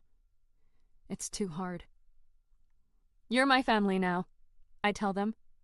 "So I wanted to share this tradition with you." Zoran reaches over to put his hand on mine. "Thank you."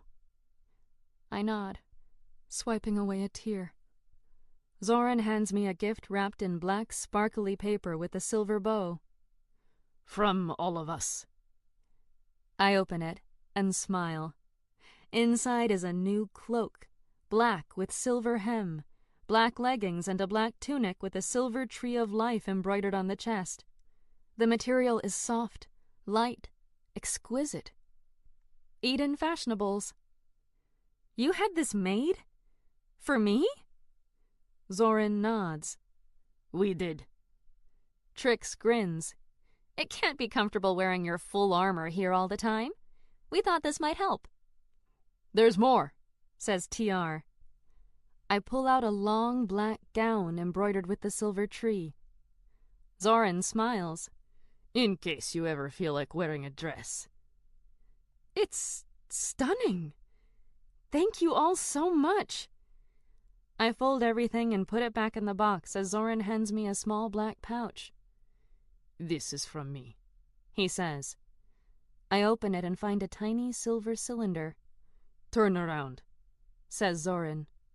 I raise an eyebrow, but do as he says, turning away from everyone. Zoran touches my mask and gently begins to remove it. What are you doing? Trust me, he whispers, his breath on my neck. I nod, and he finishes removing my mask. He installs the cylinder onto my e-glass. He clicks the top. A thin mask stretches over the top of my face. I grin, turning back to my friends. How's this possible?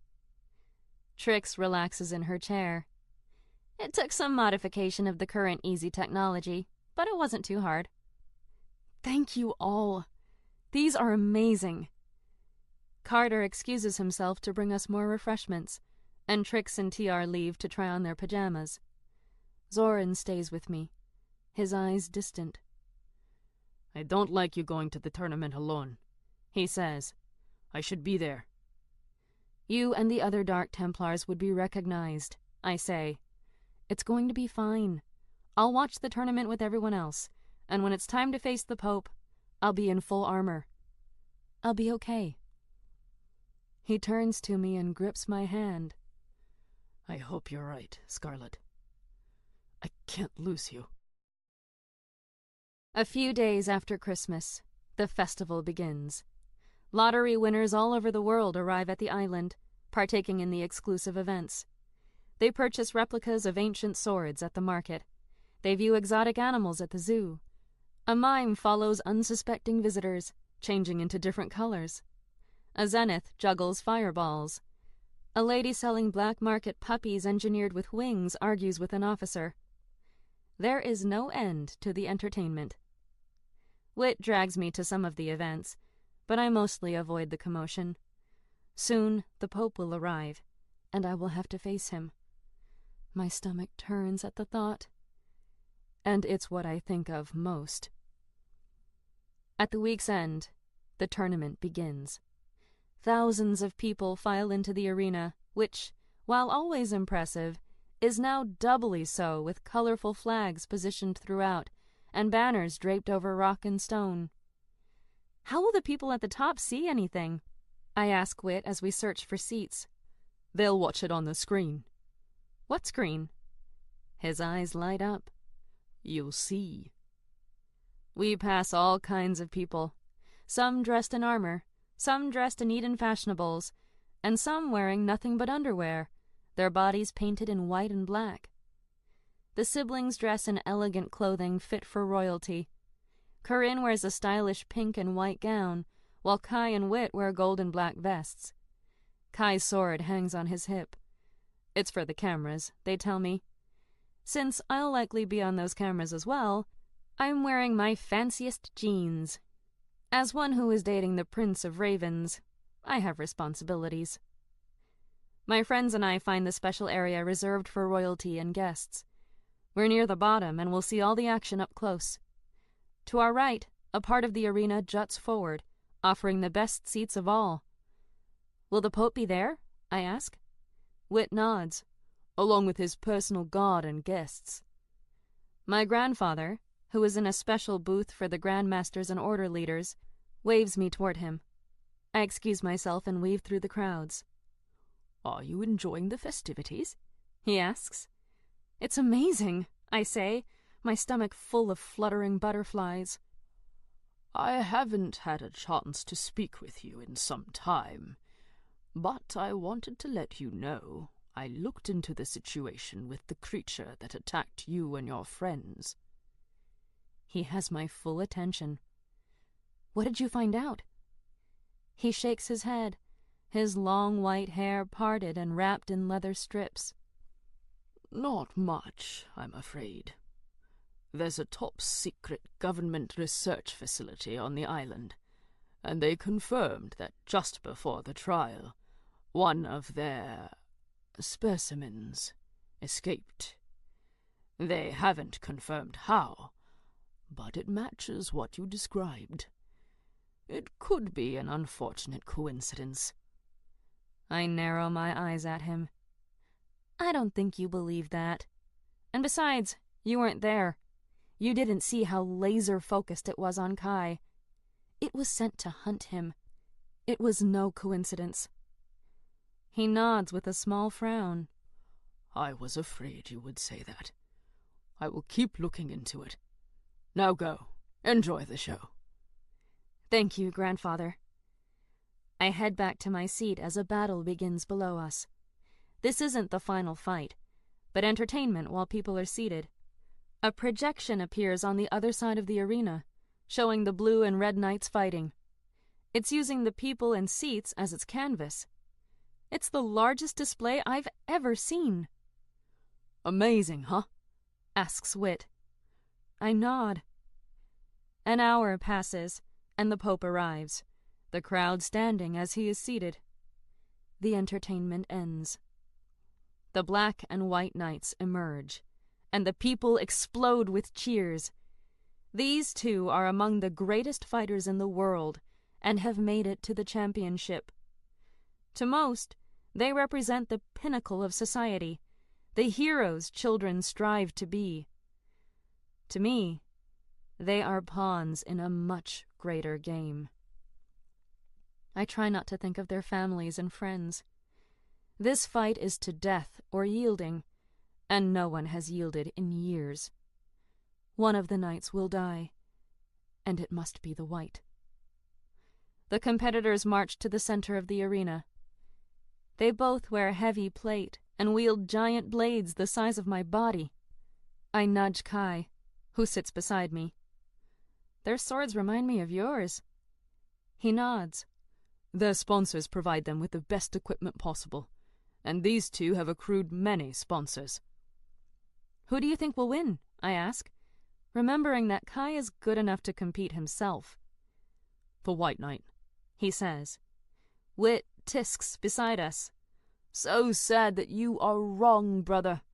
The Black Knight exceeds in form." "But not in discipline," says Kai. "He knows more techniques, but his foundation is weaker."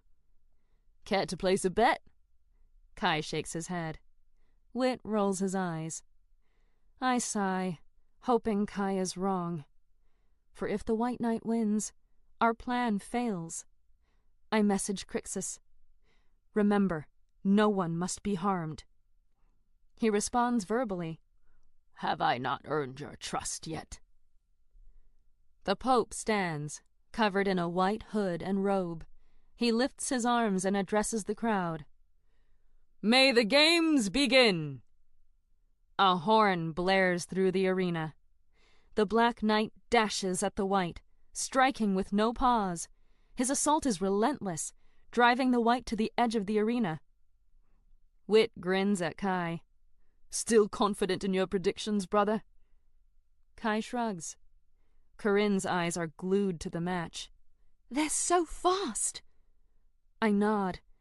If I'd never seen Varian and Zoran fight, I'd think faster was impossible. The White Knight spins around the Black, reversing their positions. Now he is on the offensive. His strikes are precise, his footwork impeccable. I understand what Kai meant. The Black Knight is ferocious, but that ferocity works against him. The White Knight is calm and collected. He is like the mountain against the storm. The mountain always wins. I message Crixus. It's not looking good. He doesn't respond. The knights lock swords and push each other away. They both take a moment to circle each other, resting. The crowd roars for more. Crixus responds. He sounds winded. Don't worry. The match has been adjusted in our favor. How? The White Knight begins to attack, but his strikes are sloppier, easily deflected. Looks like he's getting tired, says Wit. I message Crixus. He's poisoned. The Black Knight kicks the White back. Crixus responds. Like I said, don't worry. He won't last long. He sounds happy and tired. His responses have come slowly. My breath hitches as I realize what's happening. You're the Black Knight! He laughs in response, and the Black Knight strikes again. Kai grips my arm. The Black Knight, he says, his eyes focused. The way he fights. What? I ask. He frowns. I'll tell you later, when I'm sure. I turn my attention to the fight. I hate that it isn't fair, but I'm glad our plan is secure. The White Knight begins to stumble. He's struck in the shoulder. He falls to his knees. The poison must be taking hold. The Black Knight, Crixus, pauses, soaking in the applause. My friends don't smile. I wonder if they sense something is wrong. Kai sneers. The better man loses. The Black Knight raises his sword for a final strike, and the White Knight lunges forward, splitting his own blade into two. He spins, driving the Black Knight back. The arena shakes as the crowd stomps their feet and screams. The White Knight strikes the Black twice. He is faster, stronger. He was the mountain, but now he is the avalanche. He is unstoppable. How could this be happening? Who is this man who can ruin our plan? The way he fights... It can't be. I whisper, Evie, zoom in on the White Knight. She does. And then I see it. I gasp, shaking. Kai grabs my shoulder. Scarlet, what's wrong? I know who the White Knight is. Who? Tears build in my eyes. He wears pilot wings on his collar. He left us to train. He left us to fight. I whisper. Jax is the White Knight. Corinne jumps in her chair. Wit drops his jaw. Kai's eyes fill with sorrow. Then awe. He's incredible. He is, I say. The White Knight lands a strike, knocking the Black to the ground. All he needs is a final blow. He raises his swords. He hesitates. The poison. Crixus slashes Jax's arm, slicing through the armor. The White Knight stumbles back. He falls to his knees. This is it. I must choose. Jax or Crixus. There is no choice. Evie, hack Crixus Eglass. Distract him with something loud. She does, and the Black Knight grabs his ears. Jax can barely stand, but stand he does. He charges forward and rams his sword into Crixus' side. The Black Knight collapses, bleeding onto the sand. He holds up his hand. On the projection, I see he holds up 2 fingers. The old symbol for surrender. The crowd gasps, then cheers. Jax removes his helmet.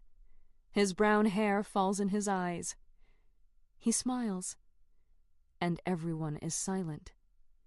Murmurs spread. A zenith? I never thought. He was incredible. The Pope rises, quieting all. Kneel, Sir Jaxton Lux, champion of Viani. And tell me, what do you wish for your boon? He kneels. I desire to be a knight of the third. Granted. Now rise, and I desire a title and lands. The crowd gasps. A second boon. He asks too much.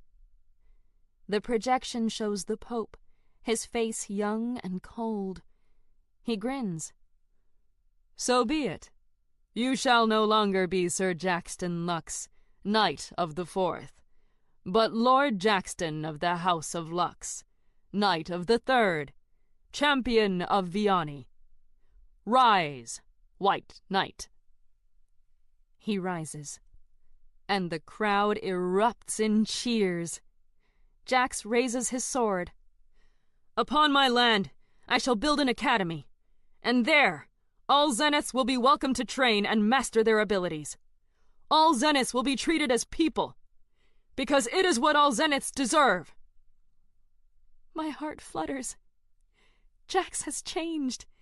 He's not the stubborn boy who refused to see another side. He's going to train Zeniths, to make a difference. As the cheers continue, I study the royalty and grandmasters around me. Most look stunned. Ragathon is seething. But Varian nods, a proud look in his eyes.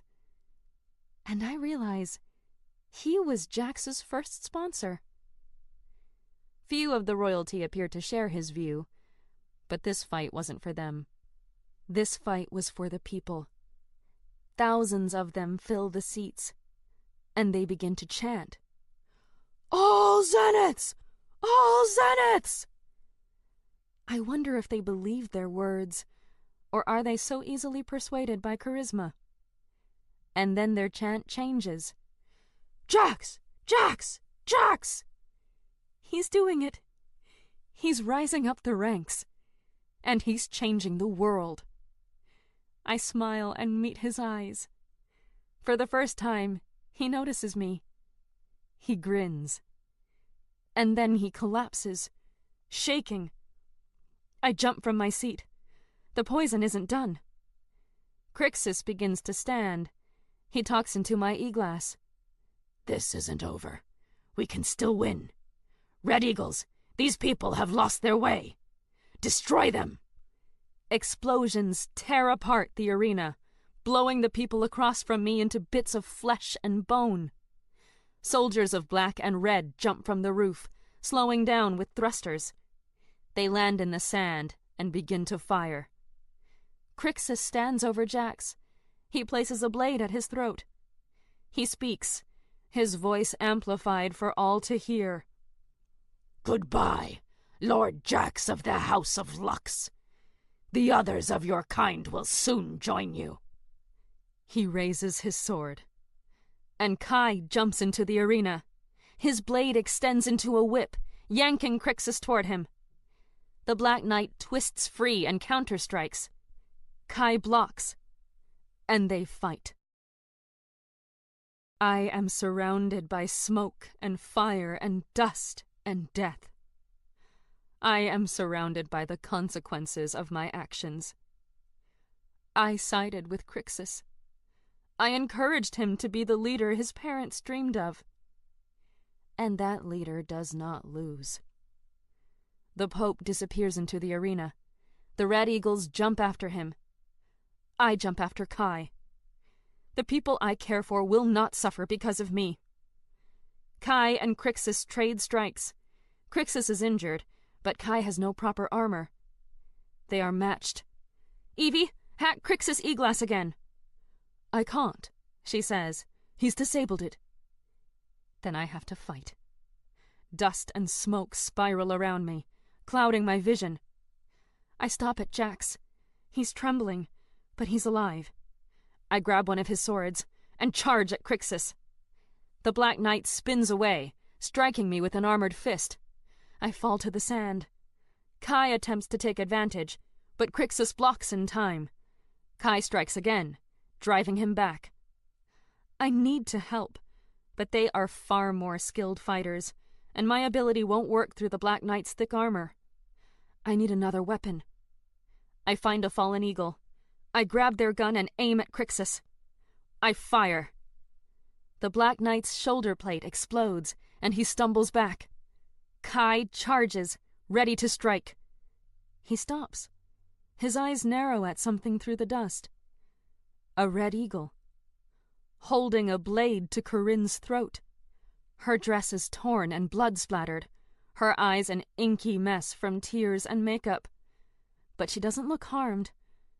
Not yet. "Let her go!" yells Kai. "Drop your sword," says Crixus. No. This can't be happening. No! Kai drops his sword. "You were always so loved by everyone. Prince of Ravens," says Crixus. He raises his hand, and the red eagle slices Corinne's throat. A thin red line forms on her pale flesh, spreading as she crumbles to the ground, her head flopping back at an unnatural angle. Pain claws its way out of my throat as a primal scream. "Now," says Crixus, "it's my turn." He lifts his sword and runs it through Kai's heart. Brother and sister lay in the sand.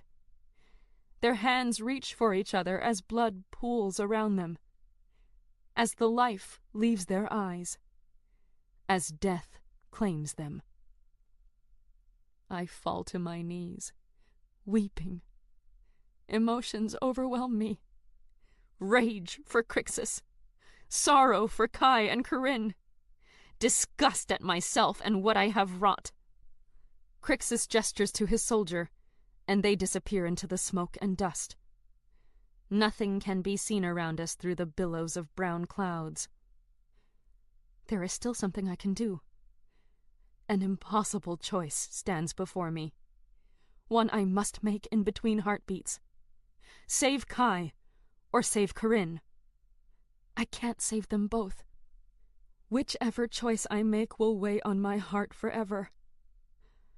I look over to Kai, who has fallen, is dying, and I hear his voice in my head, in my heart. "I came here to protect them, to protect Corinne especially. She's the best of us all. I would give my life for her." And I know the choice I have to make, the choice that will break me. I turn away from Kai and run to Corinne. I save the person he would want me to save. And I let Kai die. Chapter 23. Aftermath. I am not injured. My body isn't, at any rate. My heart, well, I will have to think about my heart later. I can't process what I've done. I can't hold that level of loss in my mind right now. I would break, and too many people are hurt. I can't break right now. I try to block out what just happened. The choice. The blood. The taste of Corinne's life on my lips as I chose her. Saved her. Left Kai. I went back for him, but it was too late. Even my powers couldn't bring him to life. But at least I found Jax alive, if unconscious. He was taken away, taken to heal. I tried to help in whatever ways I could, finding those hurt or injured, getting help to those who needed it. Now that things are settling, now that the Pope is safe and the area secured, I have to find my friends. I need to know they are okay. The infirmary has spilled out into the courtyard as the injured take up more beds than the room can hold. But Corinne, Wit, and Jax are inside. They are the only people I care about right now. As I walk through the beds, stepping around busy hospitalers trying to treat all the wounded, I click on my e-glass. "Evie, get me Zoran." "Are you okay?" he asks. "Physically, yes. The rest will have to wait. First, you need to organize the Dark Templars to find Crixus. Already done, Zorin says. But he's disappeared. Gone into hiding.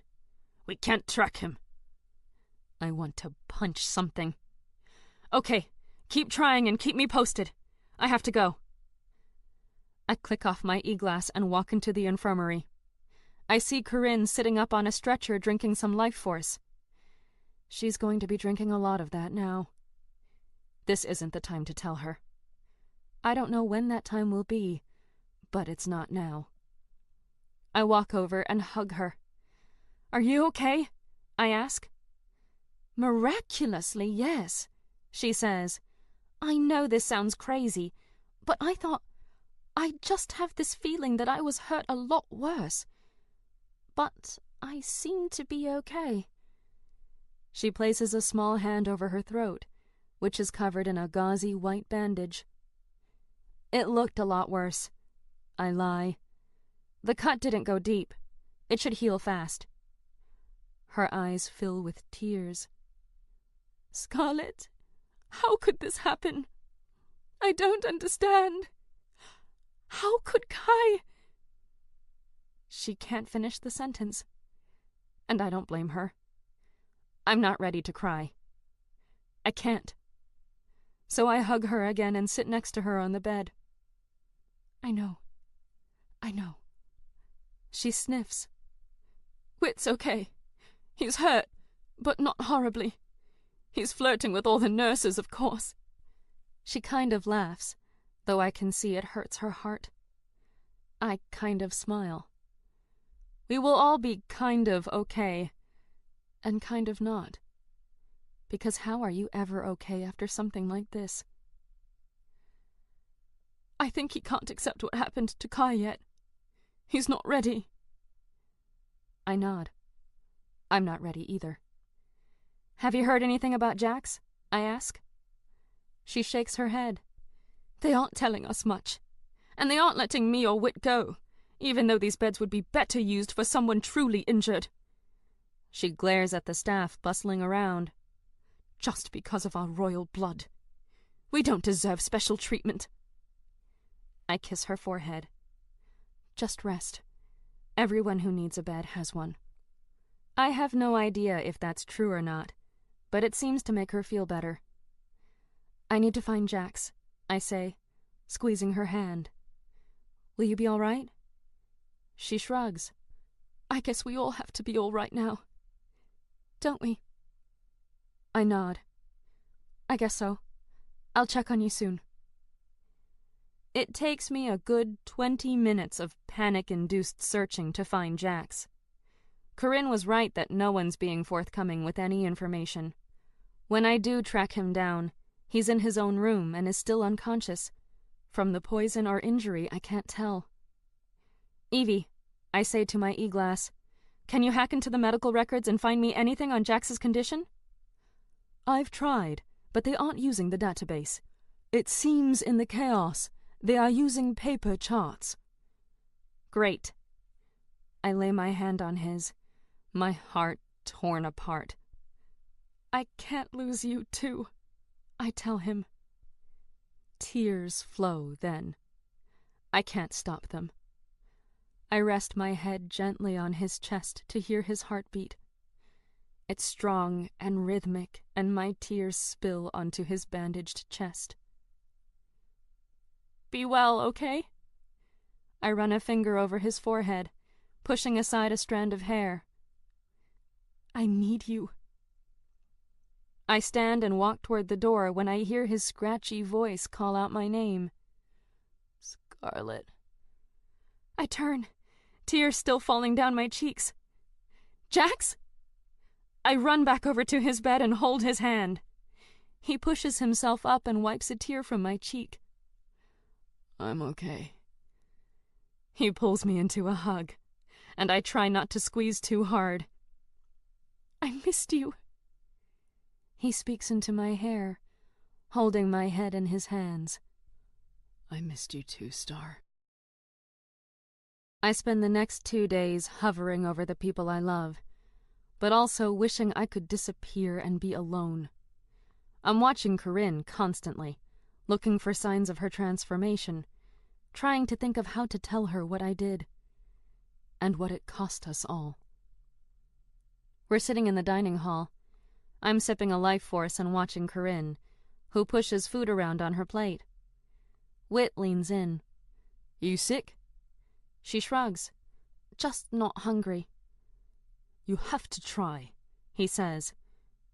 We all have to try. He's not just talking about eating. A piece of us is missing. We all feel it. Yaden and Lana bring their trays over and join us, but don't say much. The mood everywhere at Castle V is somber. My e-glass buzzes in my ear, and Evie's voice alerts me to a new message. I click to play. It's Trix asking what they should do next. I type a message on my e-band. Can't talk now. Don't know next step. Need more time alone. They won't like that answer, but I'm not sure what else to say. I don't know where to go from here. Crixus has disappeared. No one knows where to find him. And I just need time. Halfway through lunch, Corinne excuses herself to go back to our room. Whit catches my eye with a worried frown. He stands and holds out his arm. Walk with me, fair maiden? I give a small smile at his attempt at normalcy. Sure. I take his arm and we walk through the courtyard. It's still cold, and our feet leave prints in the new snow. I'm worried about Corinne, he says. She's not herself. None of us are, I remind him. He sighs. That's true. We walk in silence for a few moments. Kai always underestimated his role in our lives, Whit says.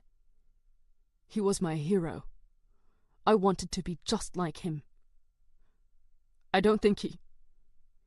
Whit's voice catches on his grief, and I squeeze his arm. He knew, I say. He knew you loved him. He loved you too more than anything. He would have done anything for you.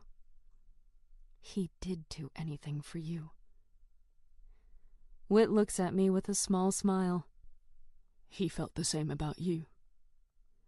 I promise Whit I'll keep an eye on Corinne, and I head to our shared room. She's lying in bed staring at the ceiling, a blank sketchbook in her hand, when I arrive. Corinne? She sits up. Hey. I pick up her sketchbook, draw a line with an X through it, and hand it to her. Do you know what this is? Her eyes widen. The Nephilim symbol. I nod. There's something I have to tell you. Chapter 24. Princess of Ravens.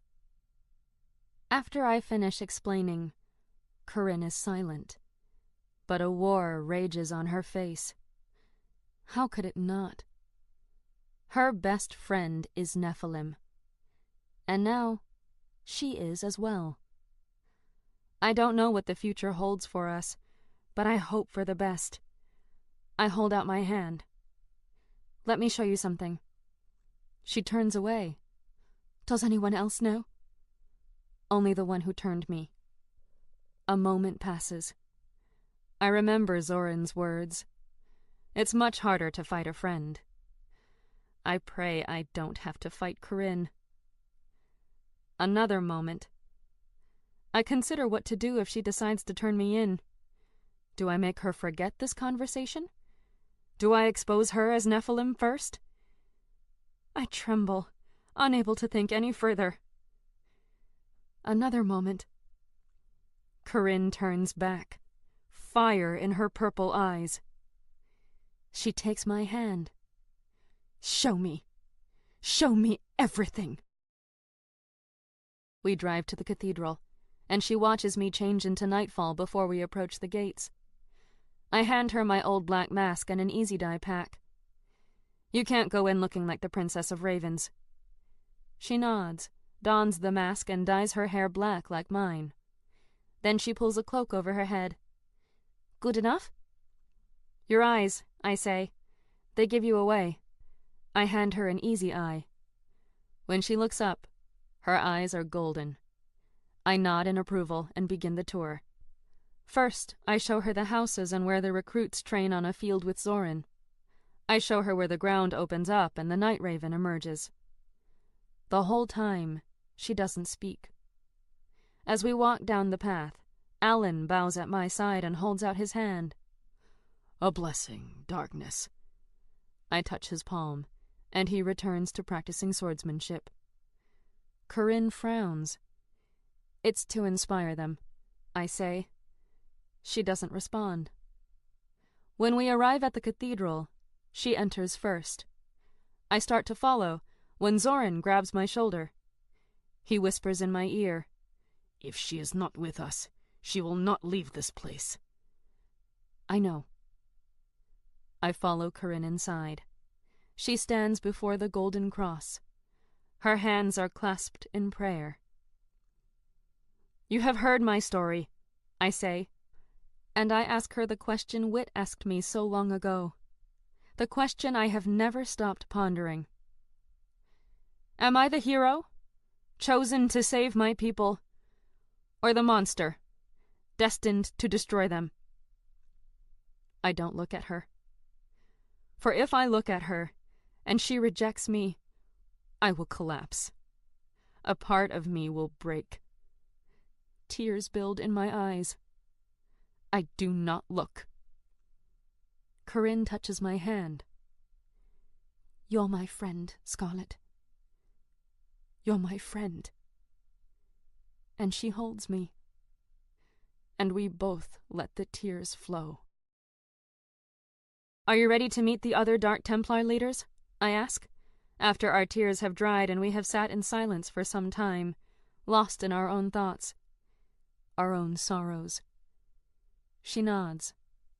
I am. I lead her to our war room, where Trix, TR, and Zorin sit around the war table, while Carter serves snacks and life force to everyone. I want you all to meet someone. I gesture for Corinne to come in, and I introduce everyone at the table. And this is a friend, I tell everyone. A new Nephilim. TR looks up from his powdered donut, and a bit of cherry filling drops from his lips. New Nephilim? As in just recently found? Or made?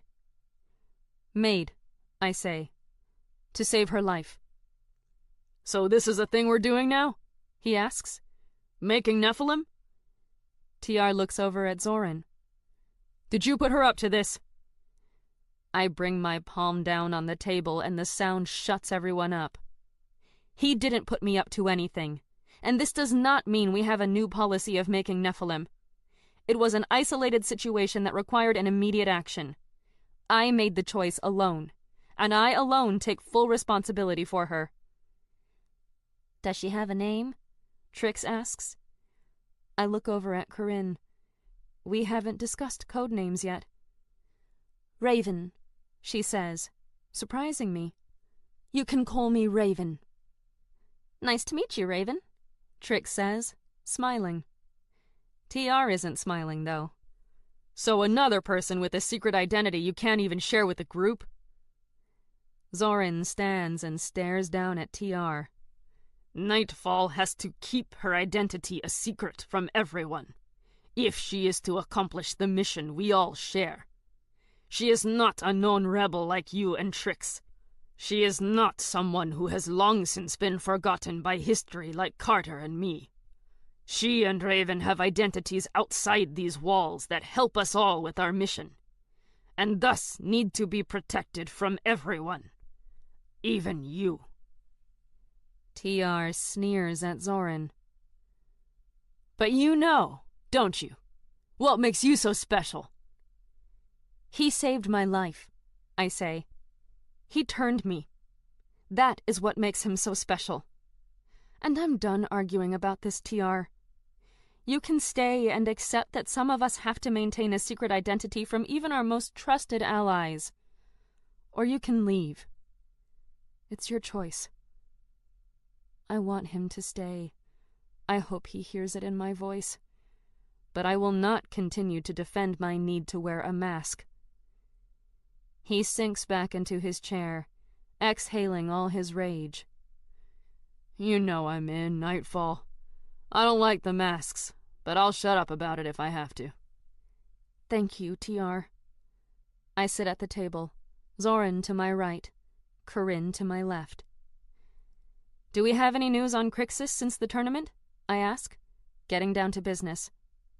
Corinne flinches next to me. Her throat has healed with only the faintest scar, but the other wounds inflicted that day by the Red Eagles, those won't heal so fast, if they ever do at all. Still no word, Trix says. He's like smoke, vanishing without a trace. Have you tracked his money? Corinne asks. Rumor has it he's funded by a few underground criminal organizations. Dig enough and you might find something that could help flush him out.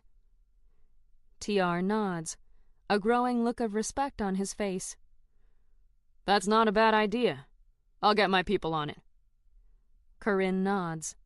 He has to be held accountable for his crimes, and the Dark Templars should publicly disavow any knowledge of what the Red Eagles did that day. You have to set yourself up as something more than just a rebel group. I smile at her. I've seen Corinne the healer, Corinne the friend, sister, daughter, niece. I've seen her as the student. But I've never seen her as the heir to the throne. As the queen I'm seeing now. Trix looks at Corinne more closely. So are you in now? Part of the Dark Templars? Corinne looks at everyone in the room, then looks at me. I'm here for Nightfall, and I'm here to help catch Crixus. What my role is after that will be determined later. We discuss a few more options for tracking down Crixus. Then Carter offers to give Corinne a longer tour and introduce her to others. She looks to me, and I nod. I'll catch up with you later, I say. Okay.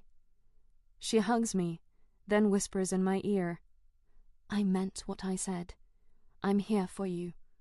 Whatever happens, I'm on your side. No matter what. Zoran and I walk alone through the long halls to his room. We don't talk, but there is much to be said. I settle into a comfortable chair in front of his fire, and Nox meows and leaps onto my lap. I smile and pet him, enjoying the purring warmth under my hand. Corinne's going to want to see you, I tell the cat. She's missed you. Zoran sits next to me and runs his hand over the cat. Our fingers touch. Our eyes lock. Nox missed you, he says softly. Just Nox? Our parallel conversation lacks the light teasing it had once upon a time in New York. Not just Nox, he says. We both continue petting the cat and staring into the fire. You created a new Nephilim, he says. Yes. Does that mean you agree with me? He looks at me again, his blue eyes so full of something.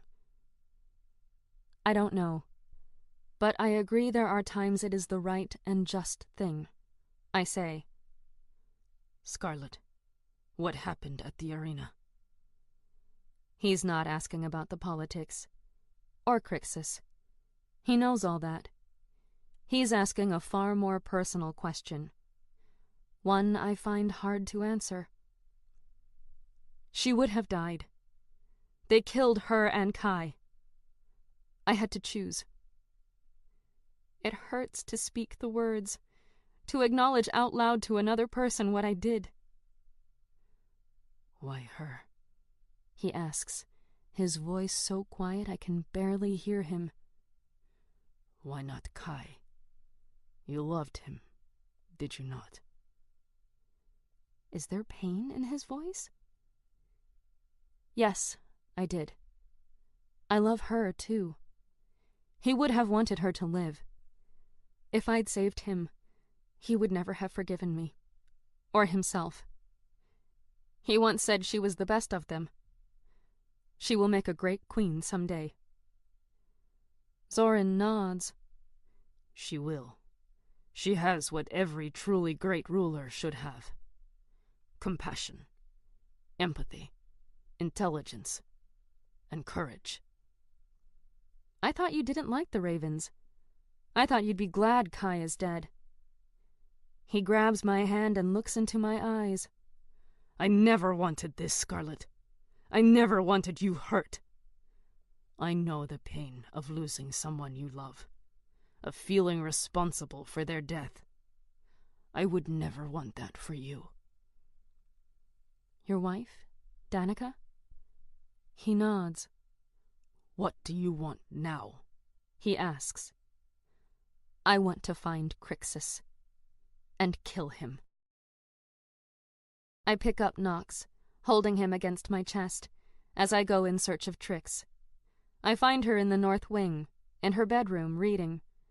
Her door is open and I knock, then step in. Am I interrupting you? She sits up on her bed and puts her book on the bedside table. Not at all. Come on in. She pats the end of her bed, and I sit down next to her. Nox squirms out of my hands in order to walk back and forth between the two of us, head nudging us for body rubs. Trix laughs. He loves attention, this one. Everyone here dotes on him. I think half the Nephilites worship him. I roll my eyes. Like he needs to be worshipped. He already has a god complex just by being a cat. No kidding. They haven't forgotten their former Egyptian glory. I look around her room. It's the first time I've really been in here. It's spacious, with bookshelves, a bed, a dresser, a desk, a reading chair, and a fireplace. There are a few personal touches to brighten up the dark wood furniture. A painting of an Italian landscape, some stacks of books, her tablet. But it's the picture on the dresser that catches my attention. 3 happy people with arms around each other lean against a tractor. Trix is in the middle, and TR is to her right. The other man is looking at Trix with a smile. Is that him? I ask, pointing to the picture. She picks up the framed photograph. That's my Max. She runs her fingers over the image. Before everything. Before the wars. Before he died. Before life changed for everyone. He looks a lot like TR, I say. She nods, still staring at the picture. Do you love TR? I ask. She looks up, holding the picture to her chest. Of course. I always have. Are you in love with him? Her breath hitches. It's complicated. Because of Max? She nods. I understand. I recently lost someone I loved. And I didn't let myself love him for a long time because of someone else. Someone I could never be with, but who still ruled my heart. I guess I just wish that I'd lived more in the present, with the person who loved me and was there, instead of living in the past with the ghost of someone I once loved but could never have. A tear falls down her cheek and she looks back at the picture. I put a hand on her knee.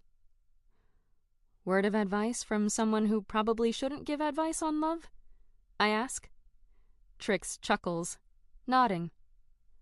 Don't let memories from the past destroy what you have right in front of you. Chapter 25. Prince of Ravens. It's raining the day of Kai's funeral, and I send up a prayer of thanks. Had the sun shone on a day so void of happiness, I would have cursed the sky for its cruelty. But even Mother Nature knows today is a day for grief. I was initially surprised his funeral pyre wasn't set in his own country, with his people. But it makes sense. All his family is here, as are the most powerful order leaders in the world. There will be a public memorial for him in Sapientia. Today is more private. Or as private as something for the Prince of Ravens can be. I still can't believe he's gone. I dreamed about him last night. His smile, his kiss, the way he always held my hand just to show me he cared, that he was close. For that brilliant moment between breaths, when I was awake but not, I could forget he was dead. But then reality crashed down on me the moment consciousness firmly took hold. It's hard to let go of the man who knew me inside and out, knew all my secrets, and still loved me. It's impossible to say goodbye. Everyone is dressed in black and gold, the Raven House colors, as we walk in solemn silence to the arena. His pyre will burn all night until his mortal shell has been reduced to ash. I walk behind the royal family, alone in my grief. Jax is there, but he is with the knights. Corinne and Wit with their father and uncle. We are in the center of the arena, close to the pyre that's already set up with his body. Others fill the stadium seating, like this is a show. But those of us here, on the ground level, we know. We feel the grief, the loss. The world is poorer without Kai's soul in it. I am poorer without him in my life. Rain pelts down in its rage as musicians play a mournful dirge. Varian speaks about his son in tones of monotone sadness. I don't hear his words. I'm just staring at Kai. At his body. His profile, hard to see through the wooden cloth.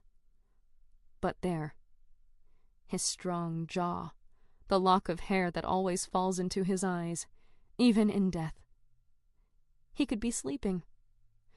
I want to reach for him, to beg him to come back.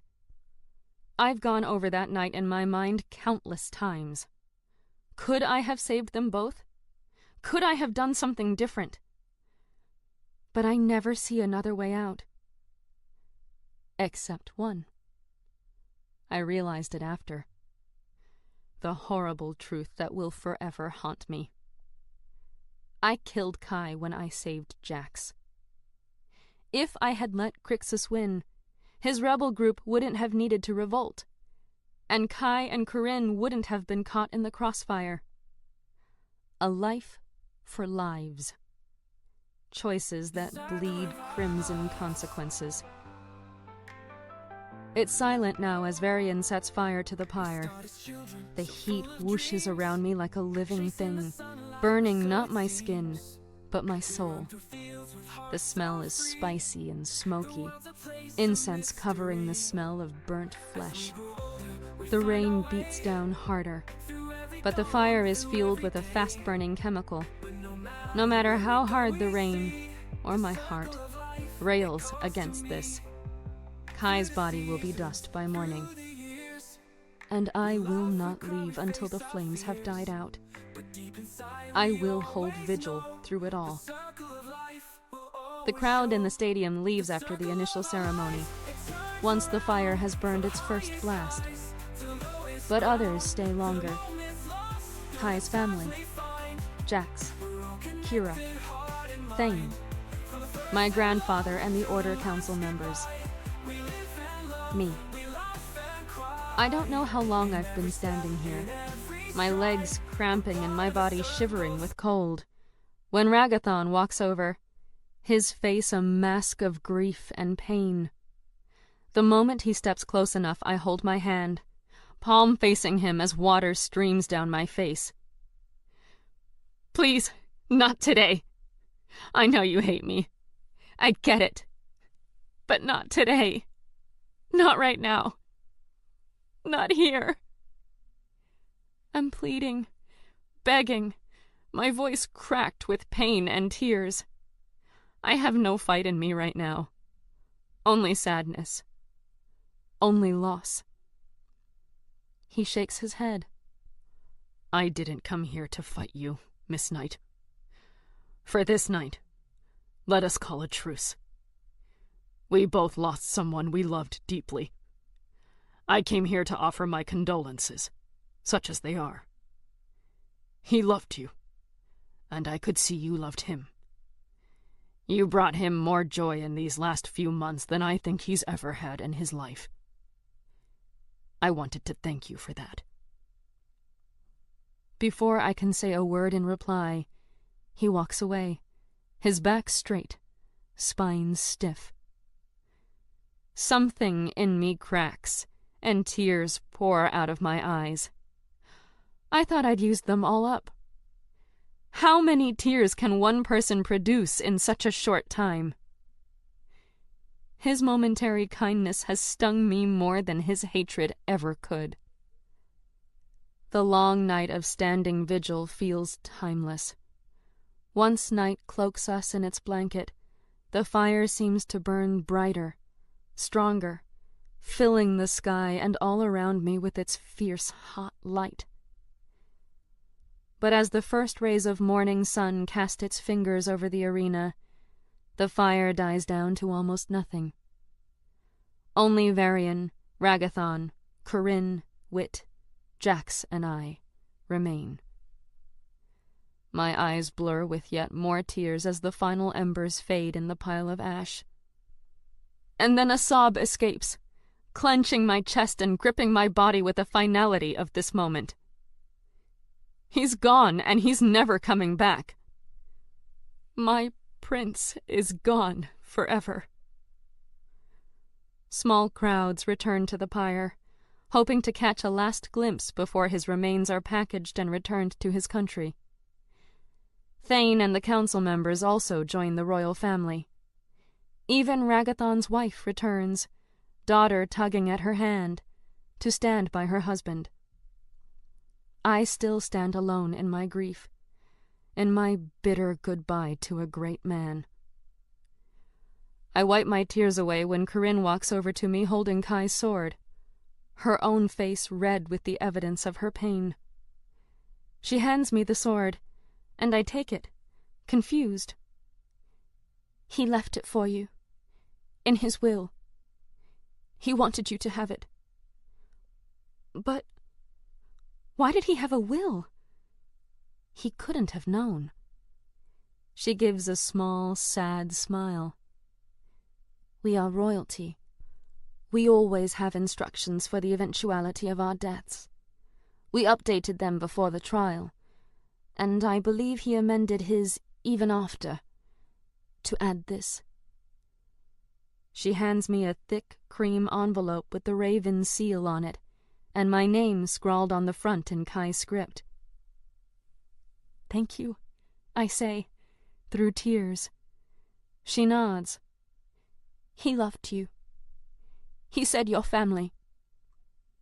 It's too much. This is just too much. "I loved him too." Then she hugs me and walks back to her brother and father, leaving me alone with these last words from Kai.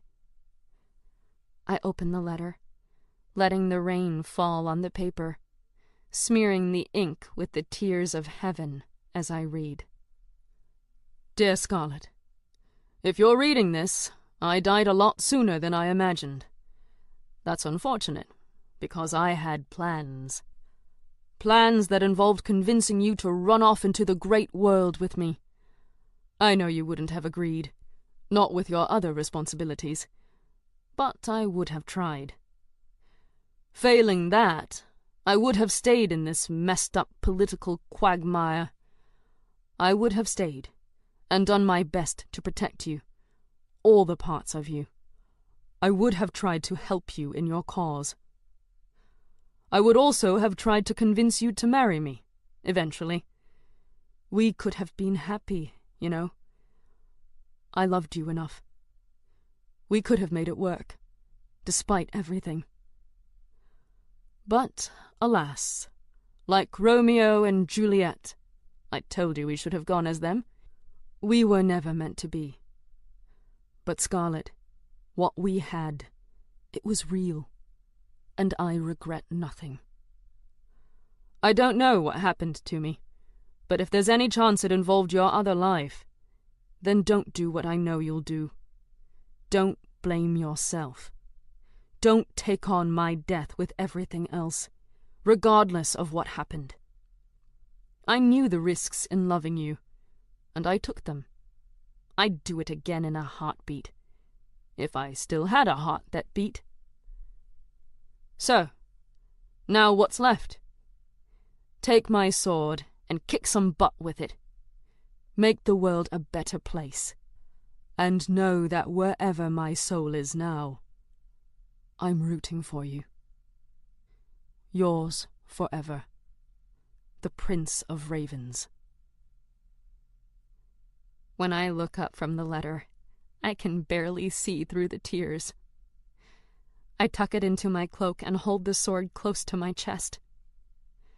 I will make the world better, Kai, I say to his spirit, wherever it is. I swear it.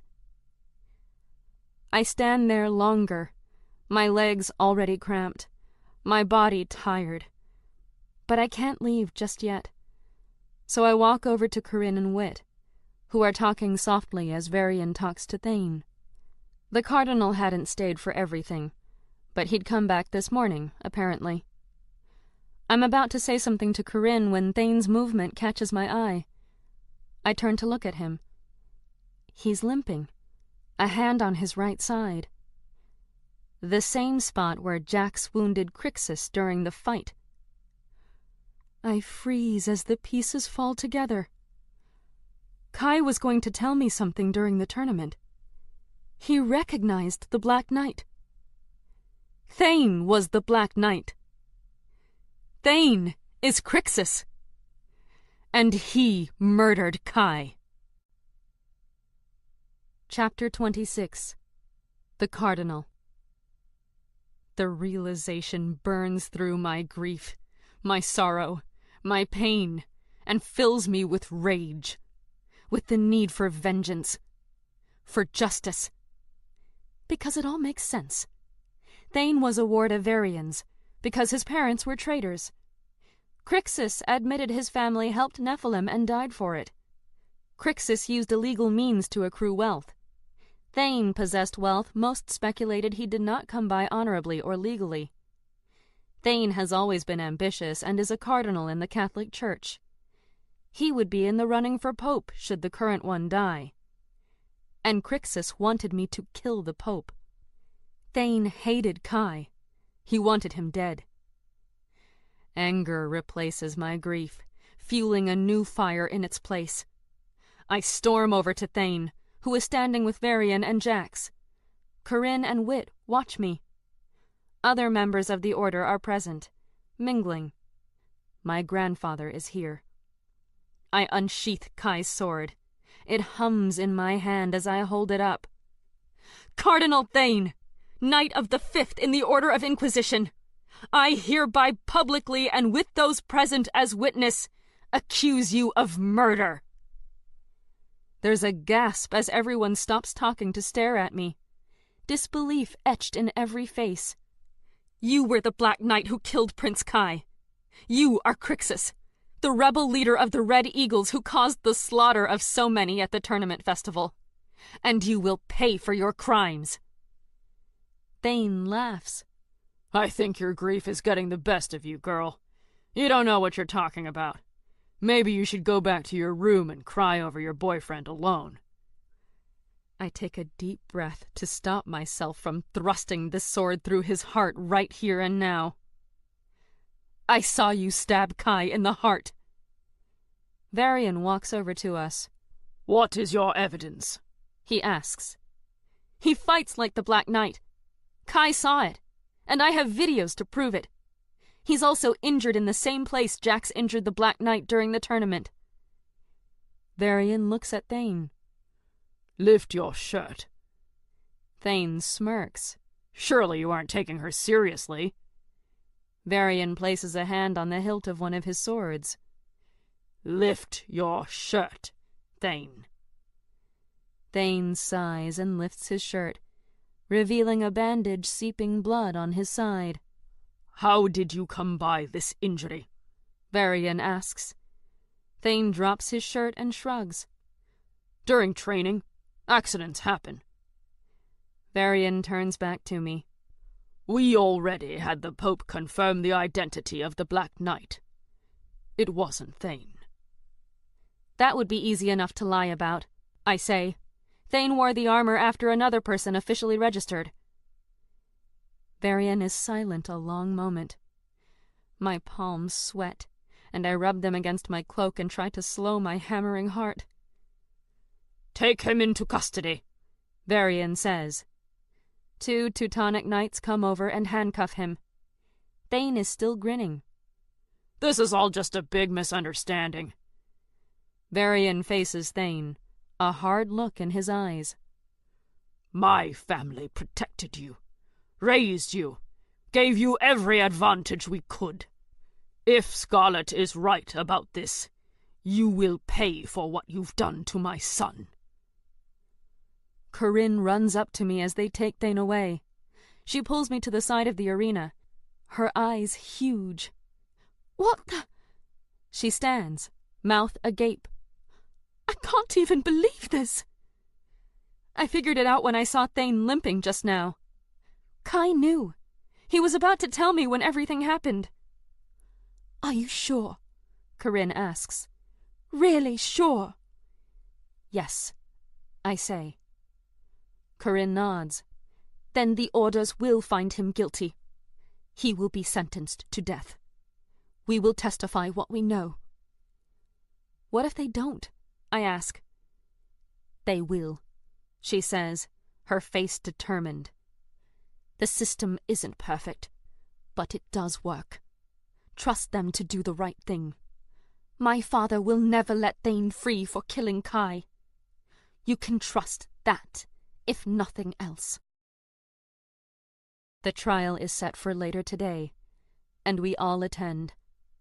The council members are seated in their respective places, and though my grandfather is technically in charge, Varian has clearly been given a lot of authority in this, for obvious reasons.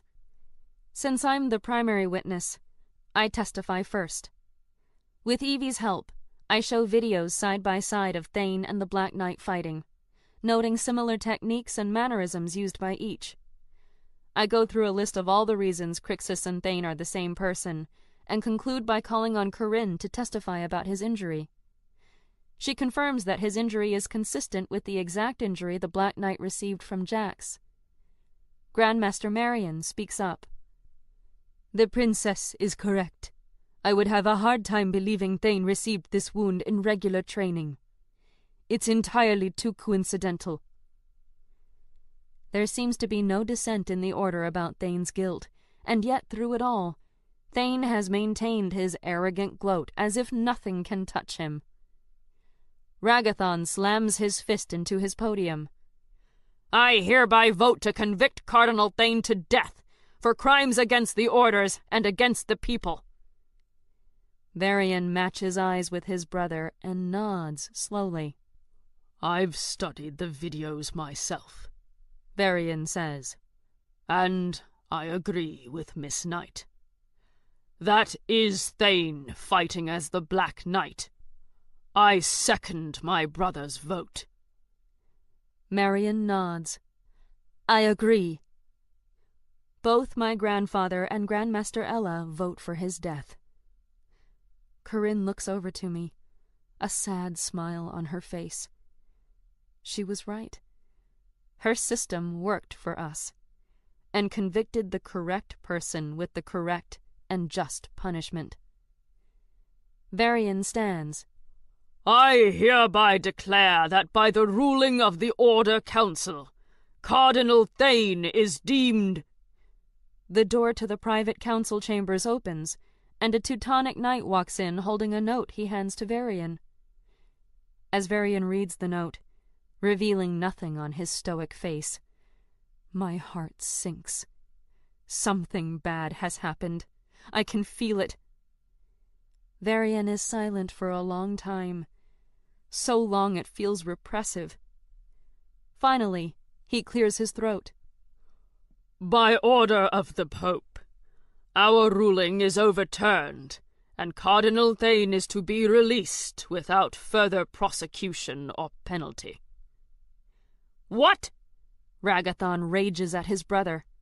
You can't let him go! He killed your son! Varian glares at his brother.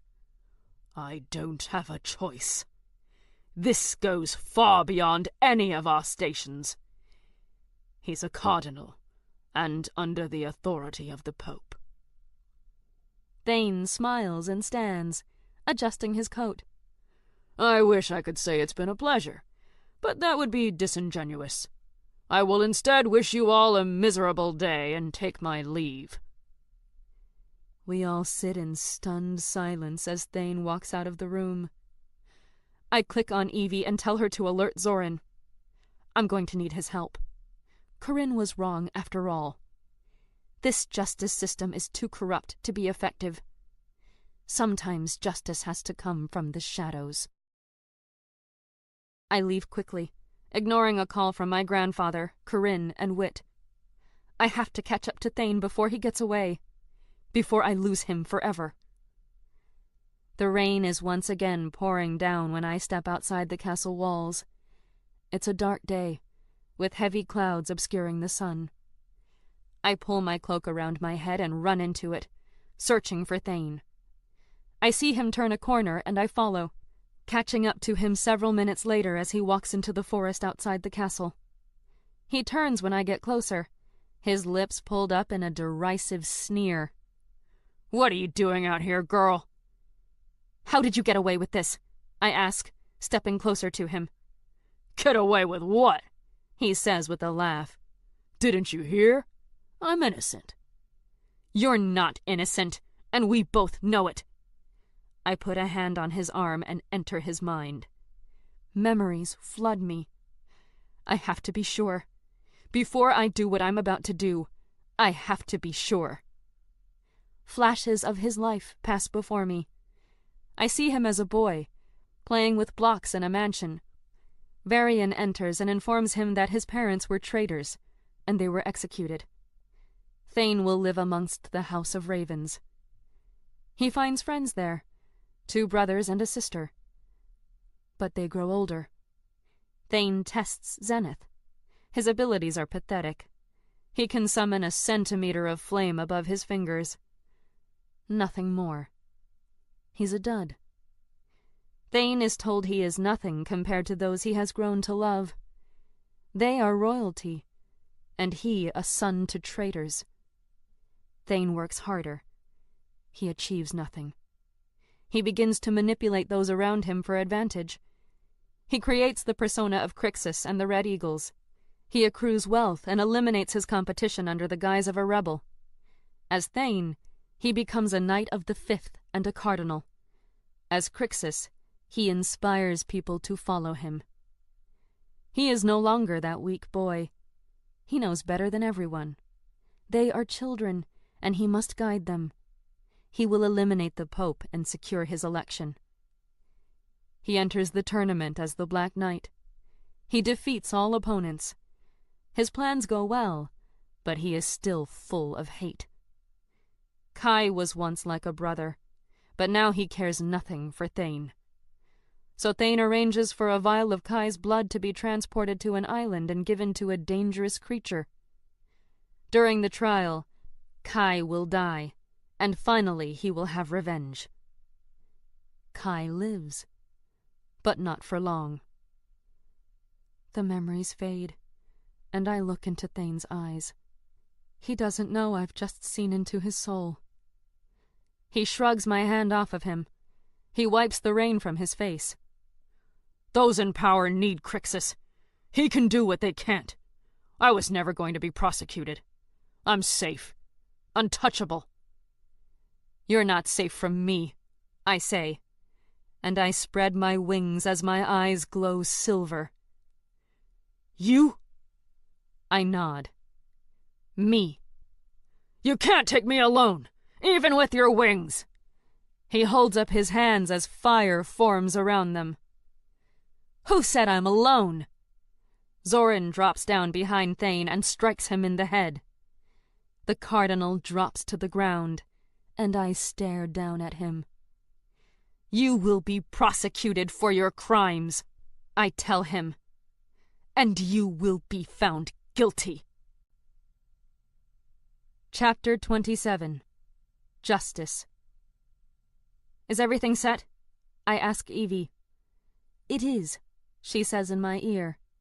Your feed will stream live across the world, interrupting all major broadcasts. I have made sure it is auto-translated into local languages. Good.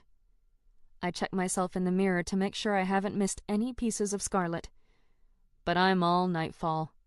My silver wings glow around me, and my eyes glow in the same silver hue. Beneath my chest armor I wear the necklace Kai gave me for Christmas, and my father's token of strife. I can't avenge my parents yet, but at least I can bring justice to Kai's killer. Corinne, Raven, walks up to me in her mask and golden eyes. Are you ready? She asks. I nod. How do you feel about all of this? She looks over to the room where Thane is being held. You were right. The system failed.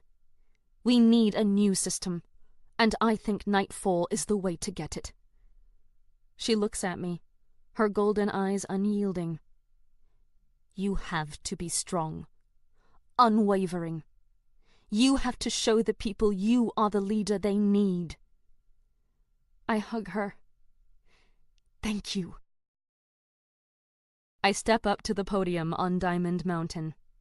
The rebel groups have gathered below. A camera faces me. It represents the face of every man, woman, and child who is watching this live feed.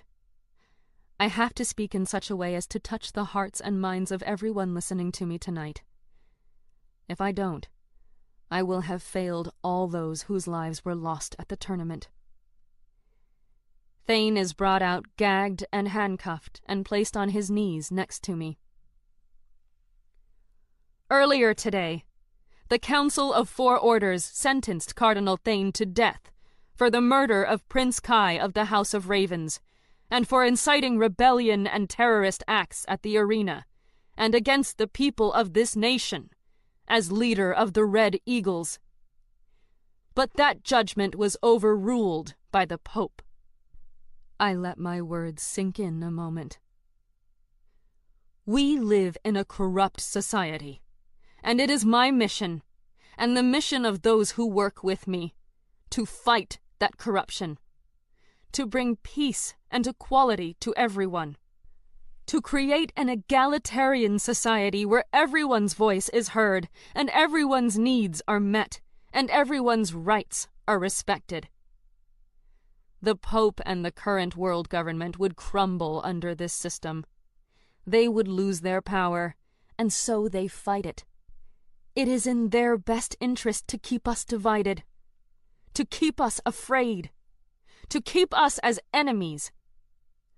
But I am not your enemy. I point to Thane. He is your enemy. The Pope is your enemy. I am one woman trying to fight for the justice I know you all deserve. I am not a terrorist. I am not a tyrant. And I will not allow terrorists to kill innocents in the name of my cause or any cause. I hold up Crixus' helmet.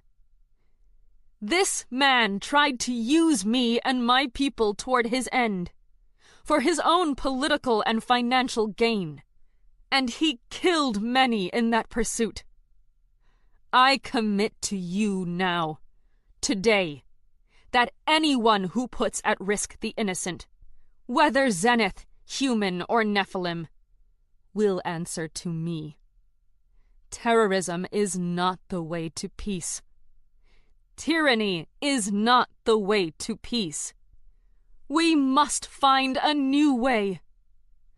Together. I pull the gag out of Thane's mouth, but he doesn't have a microphone on him, so no one hears as he hisses at me. What are you going to do?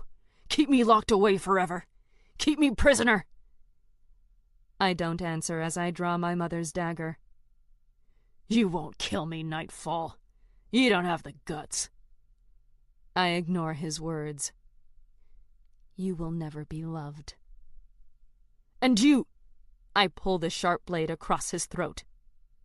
And he slumps over, the life bleeding out of him.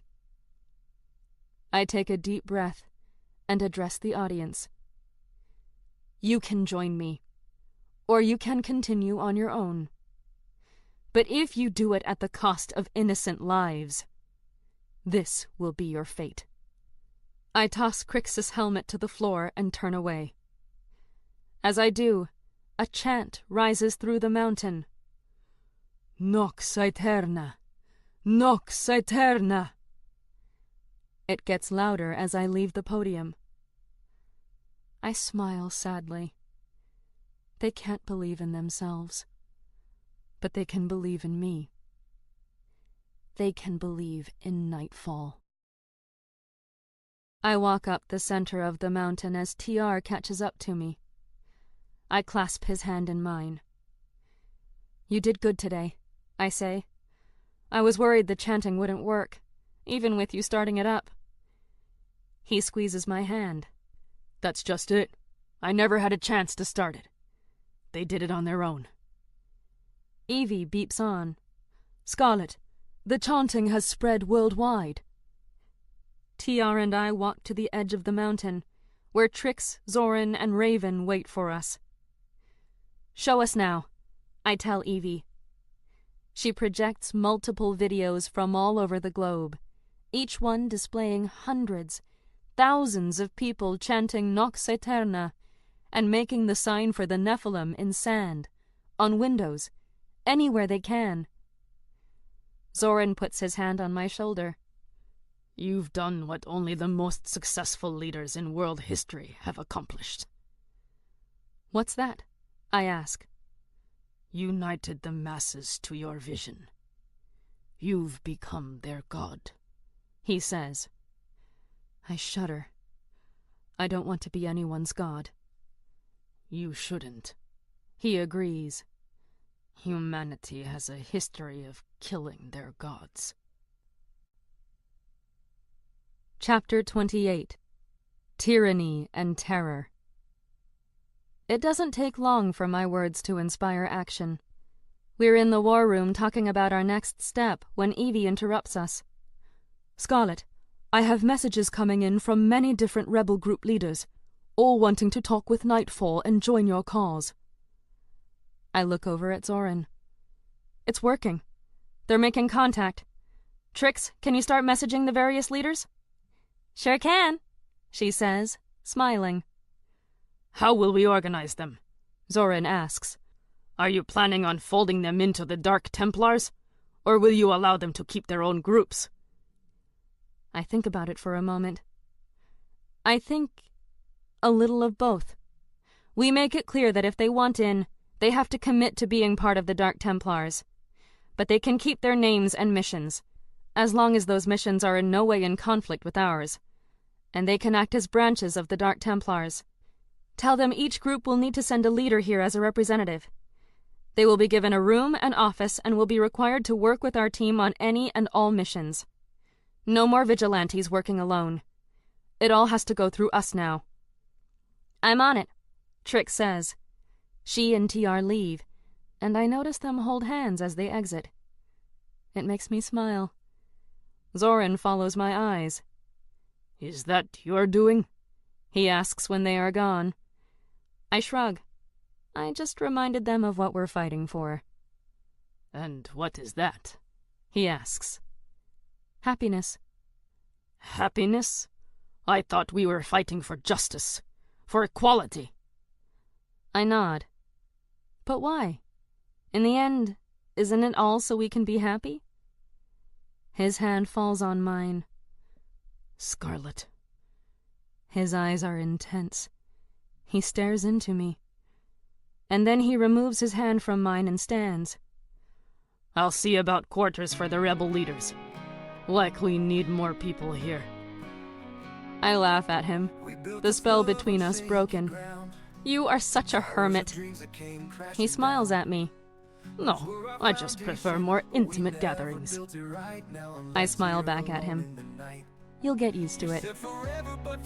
Corinne had to get back to her family after the execution, so she's not here.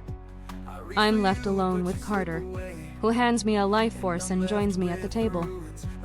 I thank him and sip on it as I think about what to do next. How do you feel, having killed a person for the first time? He asks. This isn't the first time someone has died because of me. Perhaps not. But it's the first time you've killed someone by your own hand, is it not? I look down at my hands, one old and familiar, one new and still strange. It's the new one that held the knife and sliced Thane's throat. It's true. Do you have regrets? I shake my head. He was sentenced to death. He deserved his judgment. He would have kept hurting others. So it wasn't just revenge? He asks. No. It was justice. It was to punish and protect. I once had to kill someone to protect another, he says, his eyes lost and far away. Someone dangerous, who sought a path that could have hurt many. It is not an easy thing to live with, even now.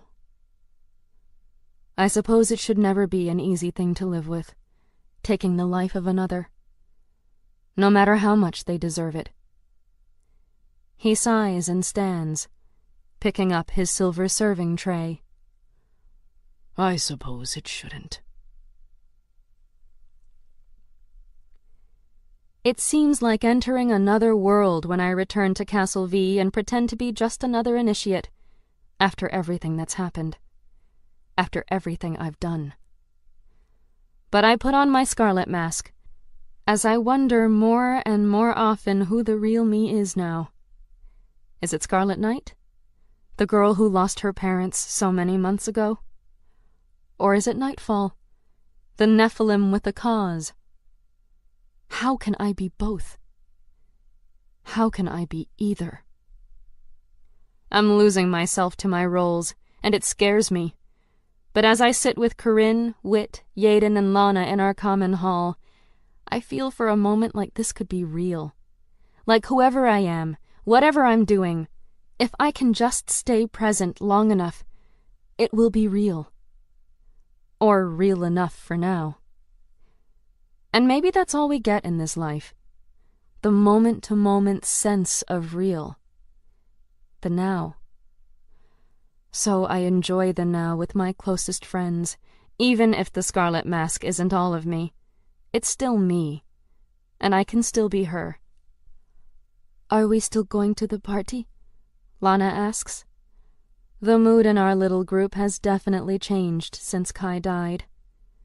Corinne nods. We should. He wouldn't want us to mope around depressed forever. He'd want us to live our lives. To enjoy our lives. She looks at me. What do you think, Scarlet? You're right. I don't like to think about it. To imagine being there without him. But you're right. We should go. Yaden scoots closer to me and throws an arm over my shoulder. If you need a dance partner, I'll keep my card free for you. I smile. Thanks. I'll take you up on that if I end up dancing. Have you seen much of Jax since everything? Lana asks. No, he's been busy with order business. What's everyone's thoughts on Nightfall's execution of Thane? Wit asks. I have to admit, I'm shocked, but not displeased. He killed Kai, Lana says. Right? Corinne and I nod. No doubts. Then he deserved it, she says fiercely as she strokes the bracelet Kai gave her. And I know this is a controversial thing to say, but I don't think Nightfall's the enemy. She's doing what we can't. Wit, Lana, and Yaden start debating the pros and cons of Nightfall, and Corinne moves to sit next to me. She leans in and whispers, You okay? I shrug. Mostly. She holds my hand. There's a cost to being a great leader. I nod. I just hope it isn't more than I can pay. Chapter 29. Checkmate. I donned the gold and black dress I had made to wear with Kai, accented with black feathers he acquired for me, and I attend the New Year's ball. He would have loved you in that, Corinne says as I walk over to her and Wit sitting at our table. Thank you. This ball is more subdued than the Halloween ball. Many here are still nursing injuries, and Kai wasn't the only casualty that day. We are all still in mourning, still pulling ourselves out of that fog of grief that makes the rest of the world disappear. I see Jax enter the ballroom and our eyes lock. He's debonair in his Teutonic Knight formal wear. We haven't talked much since the night of the tournament, but my heart misses him. I stand and walk over to him as others come and go, shaking his hand and congratulating him on his promotion. So, a knight of the third, I say as I approach. His eyes are sad. I'm sorry about everything. I shrug. We are who we are, Jax. I still love you. He finishes. I love you, Star. Always will. My eyes burn, and I blink away the feelings.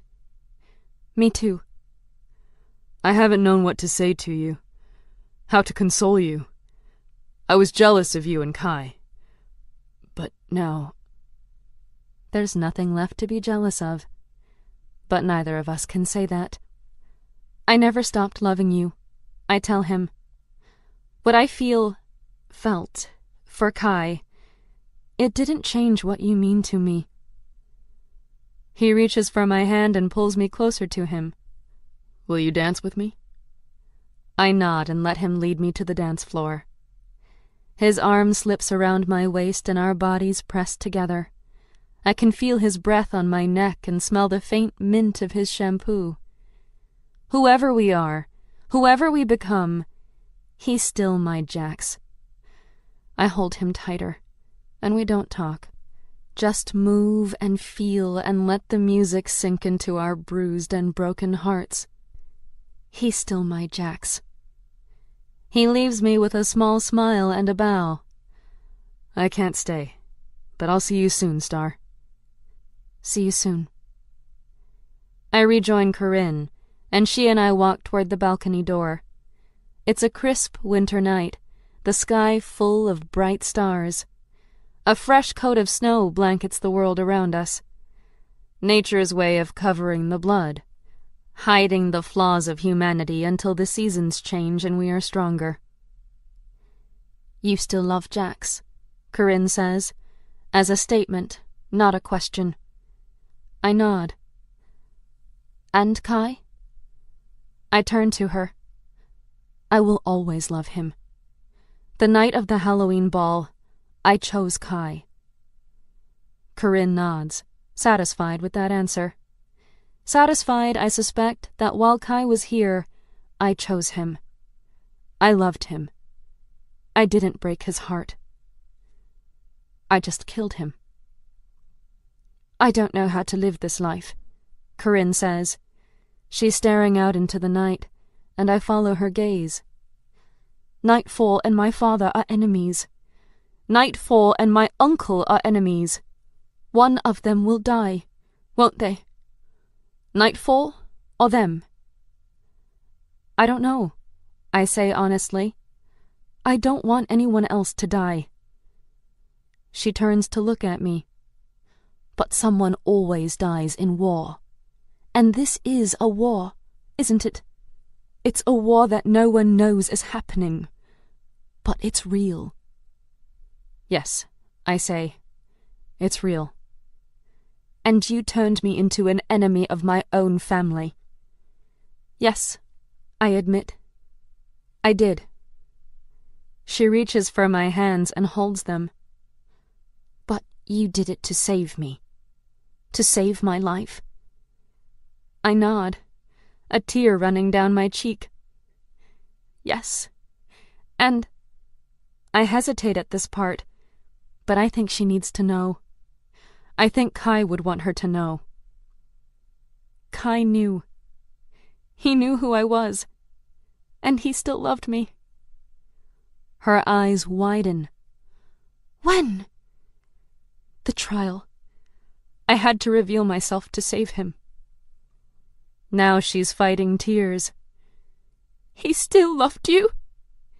Yes, which means he would still love me. I nod. Always. She nods, grabbing my hands in hers. Okay then, we'll figure it out. Together, we'll figure it out. We really are family now. Kai was right. The door behind us slides open and Varian steps out. Ladies, it's a cold night to be standing out here so long. Corinne turns to her father. We were just getting some air. Of course, he says. I was just wondering, Scarlet, would you care to join me for a game of chess? I believe I owe you one. I sense something bigger is happening, but I don't know what. So I nod. Of course. And I follow him in. We sit in Varian's office. Black curtains with gold ravens drape the stone walls, and a fireplace burns near the ornately carved desk. The chessboard is glass, and the pieces are variations of dragons. Varian plays white and makes the first move. Thank you, he says, for revealing my son's killer. We play quickly, our moves almost instant. After the first few turns, it's clear Varian is the greatest player I've ever faced. I did what was right, I say. And you did it with honor. Varian positions his rook. One day, you shall be a great knight, Scarlet. What order do you desire? Templar. He smiles. Like your parents. Have you considered who to study under? I take one of his pawns. What do you mean? He takes my bishop. You shall need a Templar knight to accept you as his page. And you seek an apprentice? He chuckles. Finish your trials, and we will talk more. Not necessary. I will decline. He doesn't seem surprised. Do you fear me, Scarlet? I hesitate for the first time in the game. There is nothing to fear but fear itself. He laughs. You've been spending too much time with wit. Your children have all had an effect on me. They showed me not all those with privilege are my enemy. And you changed them as well. For a moment, his purple eyes are not cold, but sad. You made my son happy, before the end. Thank you for that. He was an amazing person. He nods. And so are you. He saw that in you. Now, I do as well. My eyes are tearing. I don't want to talk about Kai anymore. How are things going with Nightfall? Any suspects? The castle is abuzz with speculation. He's more open today than I've ever seen him. I hope he let some information slip. I have a few. Actually, I'm narrowing down the list. I chuckle. Anyone I know? Varian moves his queen. Tell me, what happens next? That sounds familiar. I study the board. It takes me a moment to see it, but I lose. He nods. 3 turns pass. Checkmate, he says, his eyes meeting mine. Once again, you disappoint me. Nightfall. My breath hitches in my throat. I freeze, but I need to move. I need to make him forget. No. I need to eliminate him. Zoran was right. Varian is too dangerous. I raise my hand. Why isn't he attacking me? Before you do anything, says Varian, you should know I have taken precautions. If I die, or behave in a way I would not, you, and those at your cathedral, will be taken into custody, and you will be executed. I drop my hand, my heart pounding in my chest. How did you know? I suspected for a while. You and Nightfall shared the same skills, the same ideology. Of course, that was not enough proof. But then you accused Thane, and Nightfall executed him. But I needed one more thing. I needed this game. I stare at the chessboard, trembling. You and Nightfall both calculate your actions based off what is most effective. You will take the path with least casualties, but also the path that is swiftest. These paths are not obvious for most, but they are always there, and so they can be manipulated. Every turn, I led you down the path you deemed most effective, and when you reached your destination, I was prepared. I don't know why he's talking to me, or why this matters, but I can't resist asking. Then how do I win? He leans closer. You must be deceptive at every turn. When you are able to attack, you must seem unable. When you are close to victory, you must appear close to defeat. I nod, finally understanding. When I went into the sewers with Trix, I did so because it was the safest path. But it was also the most obvious. When I first met Varian, I thought I was meeting a rebel leader. I thought I was so close to taking control and winning. But instead, I'd led myself to a superior opponent. I bow my head, defeated. So, what happens after you take me into custody? I'm not taking you into custody. What? But what about your orders? He grins, a spark in his eyes. I want Nightfall, he says. But there is something I want more. Epilogue. Only the memories of the dead and those mourning them are present at St. Gabriel's Cemetery the night the Princess of Raven stands before a monument. She brushes off the dirt and cut grass that cover Charlie's name, and lays a bouquet of rainbow roses down. They were the girl's favorite. Corinne doesn't have a grave to bring flowers to for her brother, Kai. She regrets that the most. There will be no quiet place to mourn him and connect to his spirit. There has been too much loss, too much death, too much that cannot be undone. But who is to blame? Nightfall upsets the status quo, but creates choices where none exist. The orders discriminate and abuse, but keep order and peace. We all have different sides, she thinks.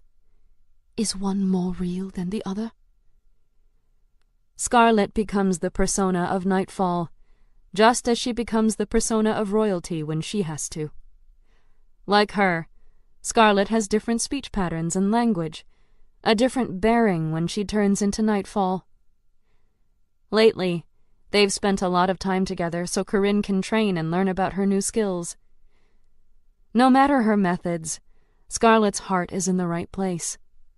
Queens, rebel leaders, we're all the same at the core, she thinks. She hears footsteps behind her. He's here. She turns to the man in long robes. Who is that? The man asks as he twirls his white beard, pointing at the grave. A friend, the princess says, running a finger over the tombstone one last time before she stands to face him, a single rose still in her hand. You've lost much in the last few days, he says. Are you still prepared? Corinne raises an eyebrow. Is this why you wanted to meet? to see if I'm committed. He clutches his walking stick as it sinks into the moist soil. Grief changes people. Has it changed you? A wind blows through the cemetery, and the princess shivers and twirls the rose in her hand, letting the breeze catch its scent. No, we go ahead with the plan. The old man cocks his head, his pale blue eyes prying into her soul. Are you sure you will be able to? I'm sure. The princess looks down at the rose she holds, and crushes it in her fist. I will eliminate my father. I will become queen. She matches the old man's eyes. And I will help Scarlet destroy the orders. The old man smiles. My granddaughter chose right when she saved you. Corinne looks away. Do you think me a monster for thinking so? He asks. The princess pauses. She shakes her head. We are all monsters, she says softly. And she unleashes her cobalt blue wings and flies. It's not the scene he would have chosen. His wife deserves better than what he's been able to give. He knows that, and he's grateful for her patience, for her love, for her commitment to their small family. He kisses her goodbye as their daughter runs up to him, her blonde pigtails slapping against her small, perfect face.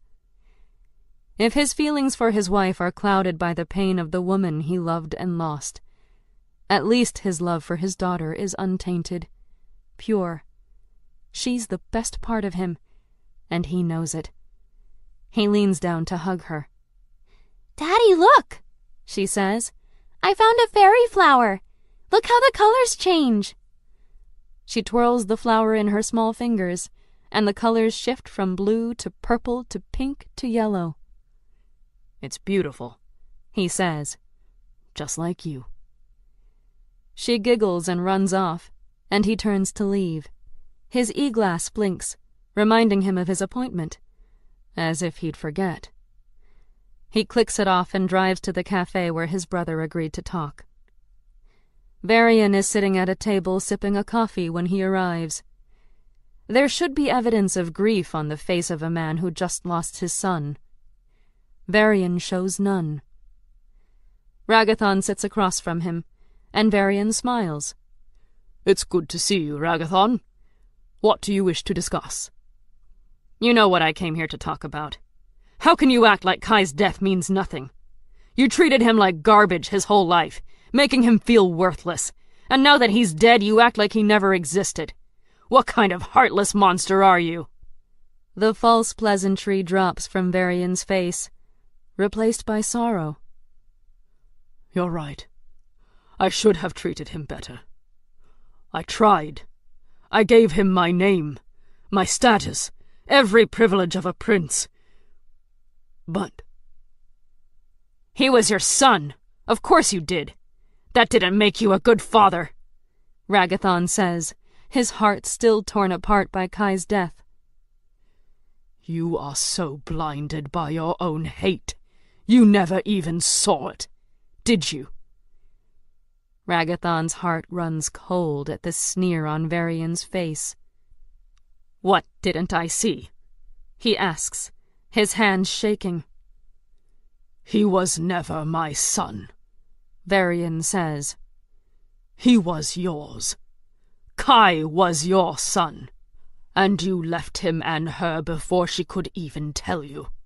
You stormed away like a petulant child who had lost a toy when she chose me, and I was left to take care of the messes you made. I did the best I could with the bastard son of my coward brother. Varian slams his coffee down and stands, adjusting his suit. She loved you once, he says. But when you left without a word, that love died long before she did. Varian leaves Ragathon sitting stunned at the table. Memories of Kai flash through his mind. and piece by piece it breaks him down. He had a son. His son is dead. A sob racks his chest, and he leans his head down and grieves for all that was lost and is now forever gone. The cathedral is dark and silent. Zorin sits in his room, rewatching a memory. He sees the crystal coffin shatter, and a frail version of himself falls out. He notices a pale, blonde-haired girl, bleeding out on the ground. She looks familiar. There are soldiers there, dressed in gold. They do not move. Zorin, ravaged with hunger, crawls to the girl and bites her neck. He drains her of blood, and when someone enters, he pulls away, face covered in red. It is the angel.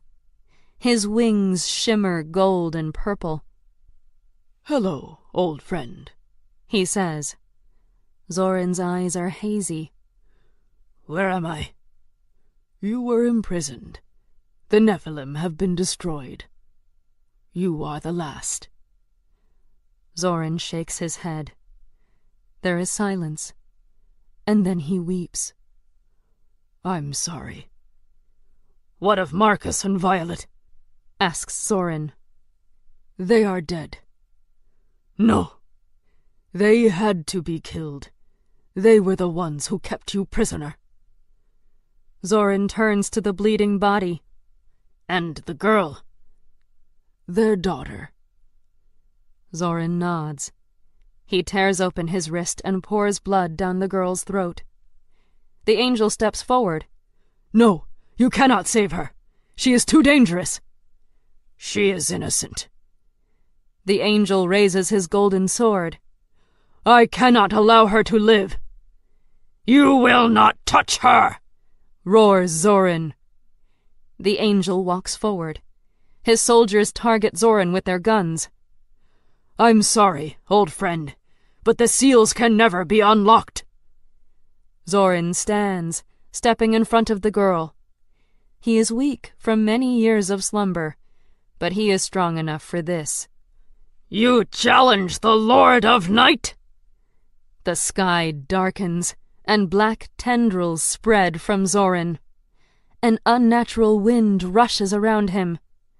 A sword, black as night, materializes in his hand. "You challenge death!" He charges. The angel attempts to defend. He is not fast enough. Each of his soldiers collapses, their necks sliced open.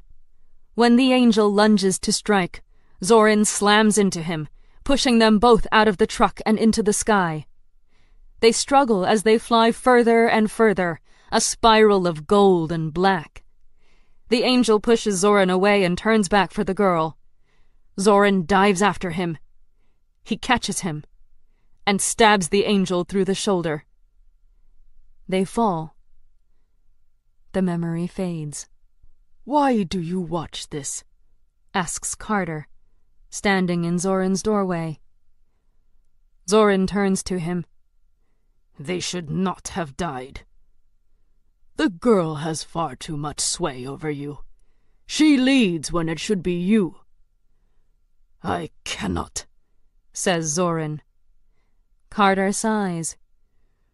"You will tell her of the seals." He nods. "We agreed they must never be opened," says Carter. "And we lost. I will not lose again." Wind rushes through the bedroom. "Zorin, I beg you." "You continue to challenge me!" Zorin roars and stands to face Carter. "I ordered you to stay away from her, and yet you returned here. Do not make me choose between you and the girl." "My old friend." Zorin charges Carter, slamming him into the wall, and Carter unleashes his wings. They shimmer gold and purple. He pushes Zorin back. "I have searched a millennium for one to lead us," he says. You are that leader, Zoran. You know what must be done. Zoran steps back, anger leaving his face. And Carter smiles kindly. You love her, don't you? Zoran says nothing. This has happened before, with another. Do not make the same mistake twice. I will not, says Zoran, his eyes dark. Scarlet shall become one of the four, and the one who betrayed us will die. This concludes House of Ravens by Karpov Kinraid, narrated by Emily Wu Zeller. Copyright 2015 by Karpov Kinraid. This unabridged audiobook is published by arrangement with Daring Books, LLC, and was produced in the year 2016 by Tantor Media Incorporated, a division of Recorded Books, which holds the copyright thereto. Please visit Tantor.com for more information on our growing library of unabridged audiobooks, and to take